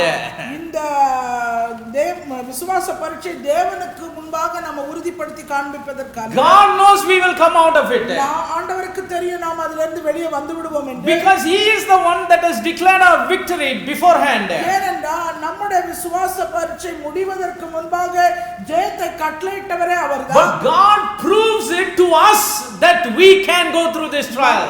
அதனுள்ளே கடந்து வெளியே வர முடியும் என்பதை தேவன் உறுதிப்படுத்துவதற்காக அதை. See, the faith that God has given us, தேவன் நமக்கு கொடுத்திருக்கிற அந்த விசுவாசமானது, that's what makes us believers. அதுதான் நம்மளை விசுவாசிகள் என்ற தரத்துக்குள்ளே நம்மை. If there is no faith that God is giving us, we cannot be called as believers. தேவன் நமக்கு விசுவாசத்தை கொடுக்காவிட்டால் நாம் விசுவாசிகள் என்று அழைக்கப்படுவதில் அர்த்தம் இல்லை. God Almighty already knows சர்வவல்லமையுள்ள தேவன் ஏற்கனவே அவர் அறிந்தவராய் இருக்கிறார். that his faith is precious. அவருடைய விசுவாசம் விலையேறப்பெற்றது. Praise the name of the living God. Nobody needs to prove God that his own faith is precious. அவருடைய விசுவாசத்தை வந்து சோதனைக்குள்ளாக்கி உறுதிப்படுத்தி அவருக்கு காட்டுங்கிறது அவருக்கு அவசியம். Only you and I need to know that the faith that God has given us is precious. நீங்களும் நானும் தான் ஆண்டவர் நமக்கு கொடுத்த விசுவாசம் விலையேறப்பெற்றது என்பதை சோதனைக்குள்ளே கடந்து போய் நாம் அறிய வேண்டியவர்களாக இருக்கிறோம். Praise the name of the living God.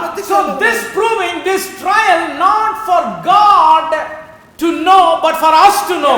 இந்த விசுவாச பரீட்சை, இந்த கடந்து போகிற சோதனை தேவனுக்கு அல்ல, ஆண்டவருக்கு அல்ல, அது நமக்குள்ளே நம்மை உறுதிப்படுத்துவதற்கு. God wants to prove our faith to us.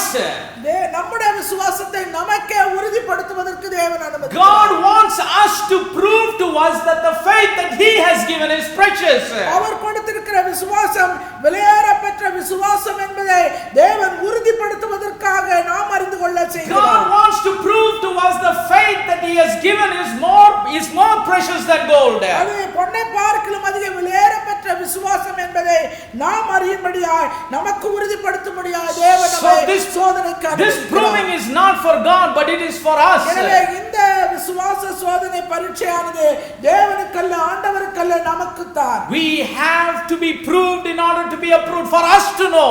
நாம் அறிந்து கொள்ளும்படியாய் நாம் அதை சோதிக்கப்பட வேண்டும், உறுதிப்படுத்த For us to know this faith is precious. இந்த விசுவாசமானது விலையேறப்பெற்றது என்பதை நாம் அறிய வேண்டும். God already knows his faith is precious. அவருடைய விசுவாசம் அது விலையேறப்பெற்றது என்பதை ஏற்கனவே He already knows the end from the beginning. அவர் ஆரம்பத்திலிருந்து முடிவை காணக்கூடிய தேவன். He already knows the victory that he has won for us. ஏற்கனவே ஏற்படுத்தி வைத்திருக்கிற ஜெயம் நமக்கு உண்டு என்பதை But God wants to prove to us. ஆனால் அதை உறுதிப்படுத்த தேவன் விருப்பமுள்ளவராய் What kind of faith is the faith that he has given us? விசுவாசம் எப்படிப்பட்டதான விசுவாசம் அவர் நமக்கு கொடுத்தது என்பதை நாம் How precious and sure is the faith that God has given us through his infallible word. அவருடைய விலை மதிக்க முடியாத இந்த வார்த்தையின் மூலமாய் அவருடைய விசுவாசம் நமக்கு கொடுக்கப்பட்ட ஒன்று எவ்வளவு விலையேறப்பெற்றது, எவ்வளவு உறுதியானது என்பதை நாம் அறியும்படியாய் தேவன் இந்த விசுவாச சோதனையை நமக்கு அனுமதிக்கிறார். This is the view that we need to have. This is the approach we need to have. இப்படிப்பட்டதான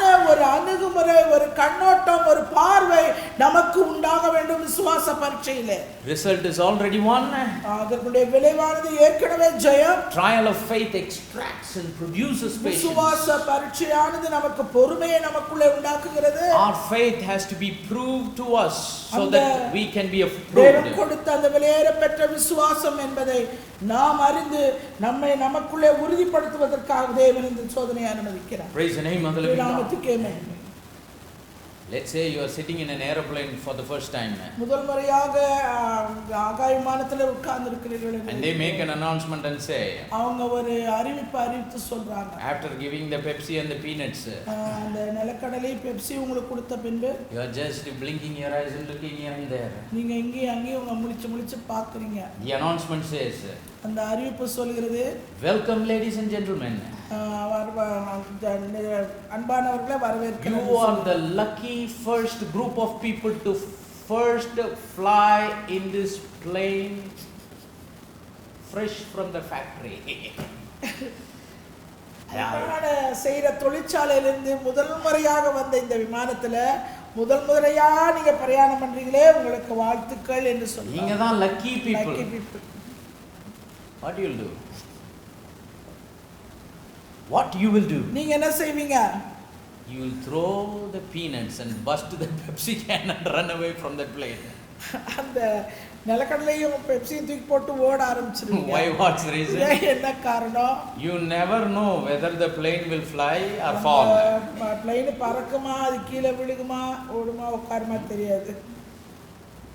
But before you sit in an aircraft, ஆனா அந்த விமானத்துல நீங்க உட்காருவதற்கு முன்பாக they have flown the plane everywhere.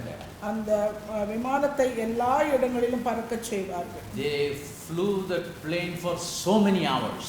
அநேக மணி நேரங்கள் பறக்குவார்கள். They put each and every feature and function in that aircraft to its maximum test. அந்த விமானத்துக்குள்ள இருக்கிற ஒவ்வொரு கட்டுப்பாட்டுக்கு அறைக்குள்ள இருக்கிற ஒவ்வொரு காரியத்தையும் அதிகமான அளவு எவ்வளவு சோதனை ஓட்ட செய்ய முடியுமோ They fly through the storms, they fly through the clouds. பயங்கரமான காற்றுக்குள்ள போவாங்க, மேகத்துக்குள்ள போவாங்க. Take it through different conditions. வித்தியாசப்பட்ட நிலைமைகளுக்குள்ள அந்த Take it through different type of weather. இல்ல வித்தியாசப்பட்ட வெப்பநிலையில கொண்டு போவாங்க. Only the test pilots will do that. அத வந்து அந்த சோதனை ஓட்டம் செய்கிற அந்த விமானிகள் மாத்திரமே And all the test engineers will sit in the plane and note down what are the effects taking place under each and every condition. அந்த என்ஜினியர்கள் எல்லாம் உள்ளே உட்கார்ந்து அது எந்தெந்த நேரத்துல எப்படி அதுக்குரிய வேலை செய்கிறது என்பதை குறித்து அவர்கள் குறிப்பெடுத்துக் கொண்டே இருப்பார்கள். Before an airline can fly the passengers commercially, அவர்கள் விமானிகளை பிரயாணிகளை ஏற்றி செல்வதற்கு முன்பாக அந்த விமானத்தை the aircraft have to be approved and said it is fit to fly.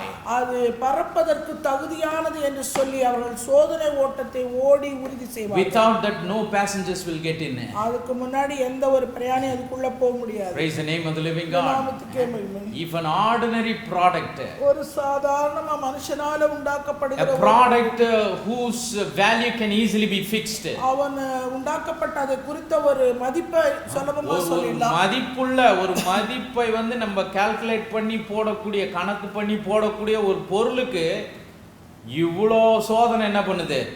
So much of proving is necessary before it could be approved for a product that's value can be fixed.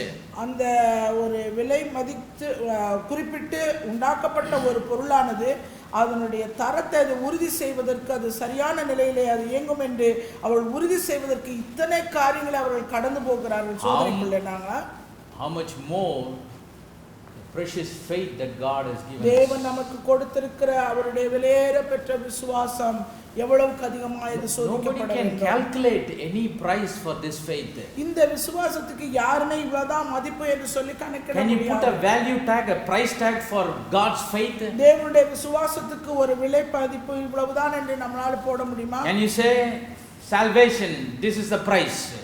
ரட்சிப்பு இதுதான் அதுக்கு விலை என்று சொல்ல முடியுமா? Healing, this is the price. சுகம் இதுதான் விலை என்று போட முடியுமா? Eternal life, this is the price. நித்திய ஜீவன் இதுதான் விலை என்று சொல்ல Somebody would try to do it, he would be a fool. அப்படியே யாராவது ஒருத்தர் செய்ய முயற்சி பண்ணால் அவன் ஒரு முட்டாள். That's why the scripture says this word is free. அதனாலதான் இந்த வேத வசனமானது Salvation, it's free. இது இலவசமானது. Salvation is free. ரட்சிப்பு இலவசமானது. Because the faith that brings the salvation is free. ஏனென்றால் அந்த விசுவாசம் கொண்டு வருகிற ரட்சிப்பு இலவசமானது. Eternal life that comes through the eternal word of God is free. நித்தியமான தேவனிடத்திலிருந்து நித்திய ஜீவன் நமக்கு வருகிறது, அது இலவசம். Because that faith that brings everything from the spiritual is free. ஏனென்றால் விசுவாசமானது ஆவிக்குரிய மண்டலத்தில் இருக்கிற எல்லாவற்றையும் நமக்கு கொண்டு வருகிறது எல்லாம் இலவசமானது. It's free not because it's cheap. அது ரொம்ப மலிவான இலவசம் அல்ல. It's free because there is no one in this world that could afford it. யாராலையும் அது விலை மதிப்பு கொடுத்து வாங்க இயலாததுனால. That is why Jesus shed his precious blood for this faith. அதனாலதான் ஆண்டவராகிய இயேசு கிறிஸ்து தன்னுடைய விலையேற பெற்ற இரத்தத்தை அவர் சிந்தினார். What price tag can you put for the blood of Jesus? ஆண்டவராகிய இயேசு கிறிஸ்துவின் இரத்தத்துக்கு என்ன விலை மதிப்பு நீங்கள் போட முடியும்? You can put a price tag for the chemical fluid. ஒரு நம்ம சரீரத்துல ஓடுற அந்த இரத்தத்துக்கு வேணா நம்ம போடலாம். But what price tag can you put for what that blood of Christ has accomplished for you and me? உங்களுக்கும் எனக்கும் அவருடைய இரத்தம் நிறைவேற்றி முடித்த எல்லாவற்றுக்கும் நாம் என்ன விலை மதிப்பை போட முடியும்? His blood made it possible. ஏனென்றால் அவருடைய இரத்தம் எல்லாவற்றையும் சாத்தியப்படுத்தியது. We can have this faith and live this life of faith because he shed his precious blood. பெற்ற இரத்தத்தை சிலுவையிலே சிந்தினதினாலே இந்த வார்த்தையும் இந்த மூலமாய் உண்டாகிற சகலமும் நமக்கு கொடுக்கப்பட்டிருக்கிறது. Our soul that was being drawn into hell was redeemed by his blood. நாம் பாதாளத்துக்கு நேராக இழுத்துச் செல்லப்பட வேண்டியவர்கள் அவருடைய இரத்தத்தினாலே நாம் மீட்கப்பட்டவர்களாக. What price tag can you give for that blood's accomplishment? அந்த இரத்தம் நிறைவேற்றி முடித்த காரியங்களுக்கு இரத்தத்துக்கு நாம் என்ன விலை மதிப்பு கொடுக்க முடியும்? Absolutely not. ஒன்றுமே செய்ய முடியாது. That is the thing people misunderstand. Because this gospel is free, they think it is cheap. சுவிசேஷம் இலவசம் என்ற உடனே அவர்கள் அதை தவறாக புரிந்து கொள்கிறார்கள். Even if you put all the top 10 rich people that Forbes magazine says and they give all of their wealth, they could not buy this precious faith. பத்திரிகையாளர்கள் சொல்லுகிற விதமாய் உலகத்திலே இருக்கிற டாப் மோஸ்ட் 10 பணக்காரன் சேர்ந்தாலும் அவன் மொத்தமா சேர்ந்து கொடுத்தாலும் கூட இதுக்குரிய விலை மதிப்பு. Even the wealth of Mr. Bill Gates, it's nothing. Bill Gates உடைய ஆட்சி எல்லாத்தையும் நம்ம சேர்த்து வைத்து பார்த்தா கூட அது ஒன்றும் to buy this precious faith. இந்த விலையேற பெற்ற விசுவாசத்தை வாங்க முடியாது. That is why God said it is free. அதனால தான் ஆண்டவர் சொன்னார் இது இலவசம்.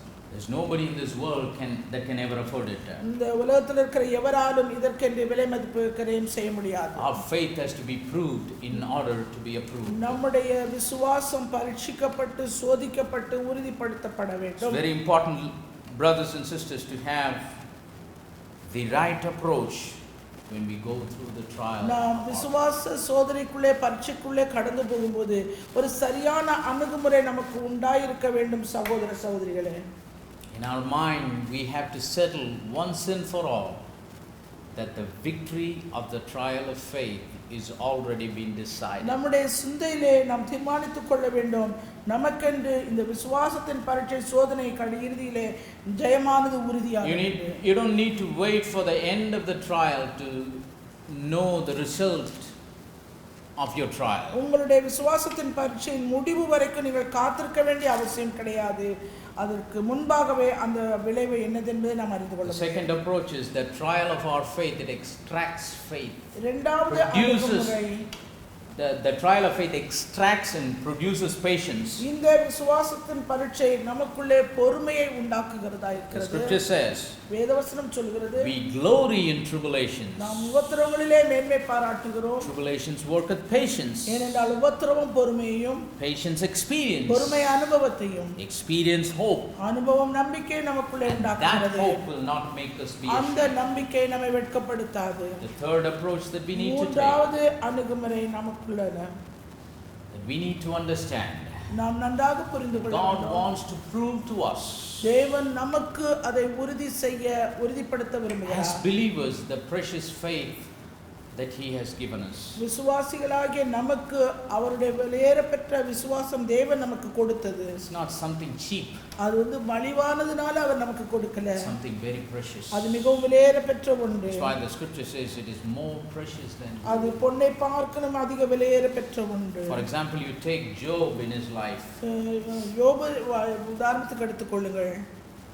Many times people say, I'm suffering like Job. அநேக நேரங்களிலே ஜனங்கள் சொல்வார்கள், நான் யோபை போல சோதிக்கப்படுகிறேன் என்று. I'm facing trials like Job. நான் யோபை போல நான் சோதனைகளை சந்திக்கிறேன். But if they are true to themselves, they will know that they are not even going through a fraction of what Job went through in his life. அவங்களே தாங்களே ஆராய்ந்து பார்க்கணும். யோபு கடந்தல 10ல ஒரு பங்கு கூட அவங்களால போயிருக்க முடியாது.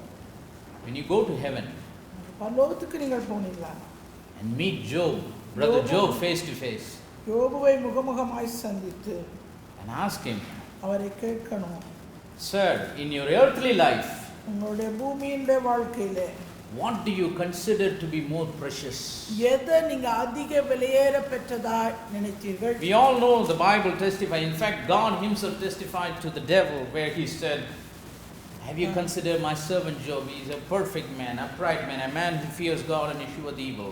ஆண்டவரிடத்திலே சாத்தான் யோபுவை போய் தொட வேண்டும் என்று கேட்டபோது கூட ஆண்டவர் சொல்றார், என் தாசனாக யோபின் மேல் கவனம் வைத்தாயோ, அவன் உத்தமனும் சன்மார்க்கனும் தேவனுக்கு பயந்து பொல்லாப்புக்கு விலகுறமான அவனை போல. Will he say that was precious in his life? இல்ல, ஒருவேளை அப்படி சொன்னது அவனுடைய வாழ்க்கையில அது விலையேற பெற்றதா இருந்ததா? Will he tell us, you know what God told about me, that is precious to me? ஆண்டவர் சத்ருவை பார்த்தே சொன்னார், சாத்தானை பார்த்தே சொன்னார், என்னை பத்தி அதுதான் எனக்கு விலையேற பெற்றது. Or will he say the wealth, all the wealth that he had, his wife and his children, இல்ல அவன் கொண்டிருக்கிற work of his hands and the health of his body, அவனுடைய சரீரத்தின் ஆரோக்கியம், அவனுடைய பிள்ளைகள், அவனுடைய மிருக ஜீவன்கள், வேலைக்காரர்கள், இதை பற்றி அவன் சொல்லியிருப்பானா? will he say that was precious to me? இல்ல அதுவும் அவனுக்கு விலையேற பெற்றது என்று சொல்லியிருப்பானா?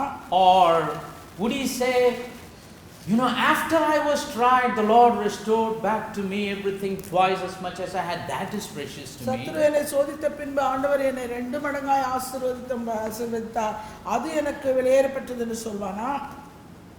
What he will say? அவன் என்ன சொல்லுவான்? He says, after I have been tried, I will come forth as gold.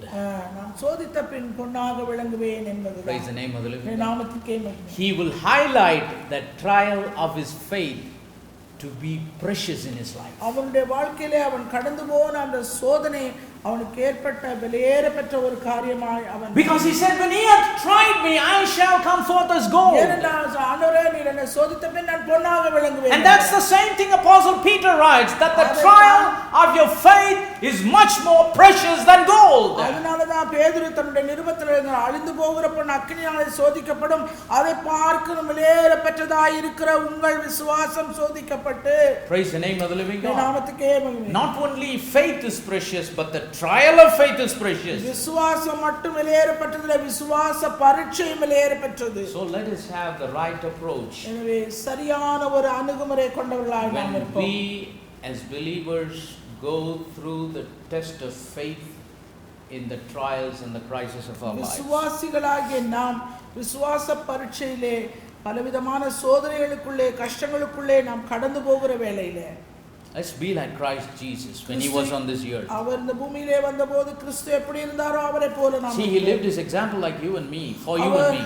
உங்களுக்கும் எனக்கும் முன்மாதிரியாக வாழ்ந்தபடி இந்த பூமியிலே That's why the scripture says, looking unto Jesus, the author and finisher of our நம்முடைய faith. விசுவாசத்தை துவக்கிறவரும் முடிக்கிறவருமாகிய இயேசுவை நோக்கி நாம் முன்னேற்றத்திற்கு He ஓட்டத்தை said, ஓடுவோம். who for the joy that was, he knew the end would be joy. ஏனென்றால் அந்த முடிவு சந்தோஷம் என்பதை அவர் நன்கு The அறிந்தவராக joy of இருந்தார். resurrection.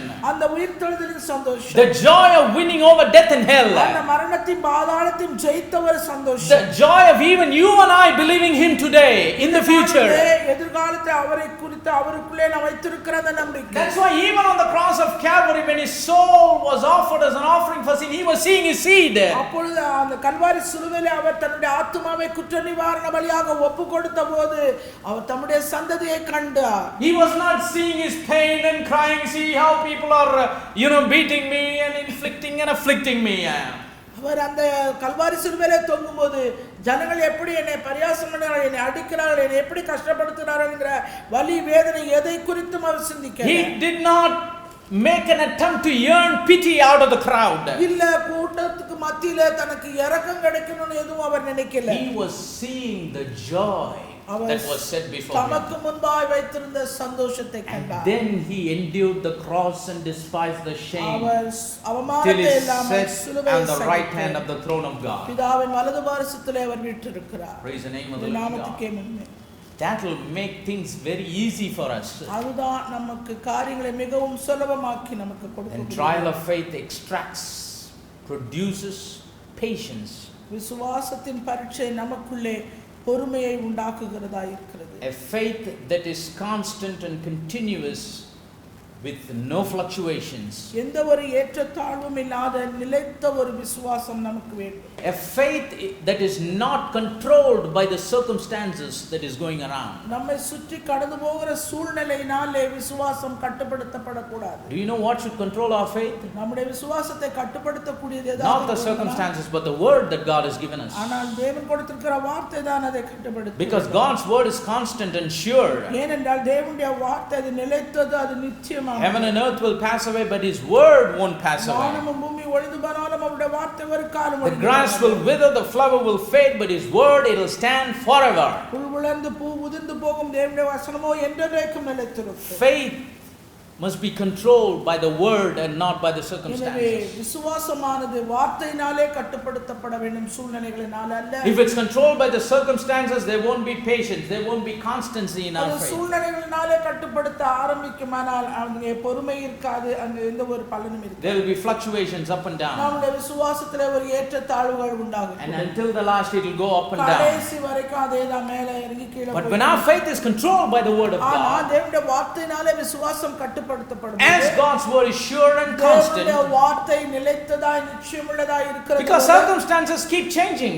ஏனென்றால் சூழ்நிலை நேரத்துக்கு நேரம் It will மாறக்கூடியது. say one thing today and another thing ஒரு tomorrow. நாள் இன்றைக்கு ஒரு காரியத்தை சொல்லும், நாளைக்கு இன்னொரு காரியத்தை One thing this சொல்லக்கூடியது. week, another thing next month. இந்த ஒரு வாரத்திலே ஒரு காரியத்தை அடுத்த மாதம். But God's word never changes. It's going to be the same. வார்த்தை ஒரு காலம் அது மாறுகிறது இல்ல, அது எப்பொழுதும் அதே. Today it says the same.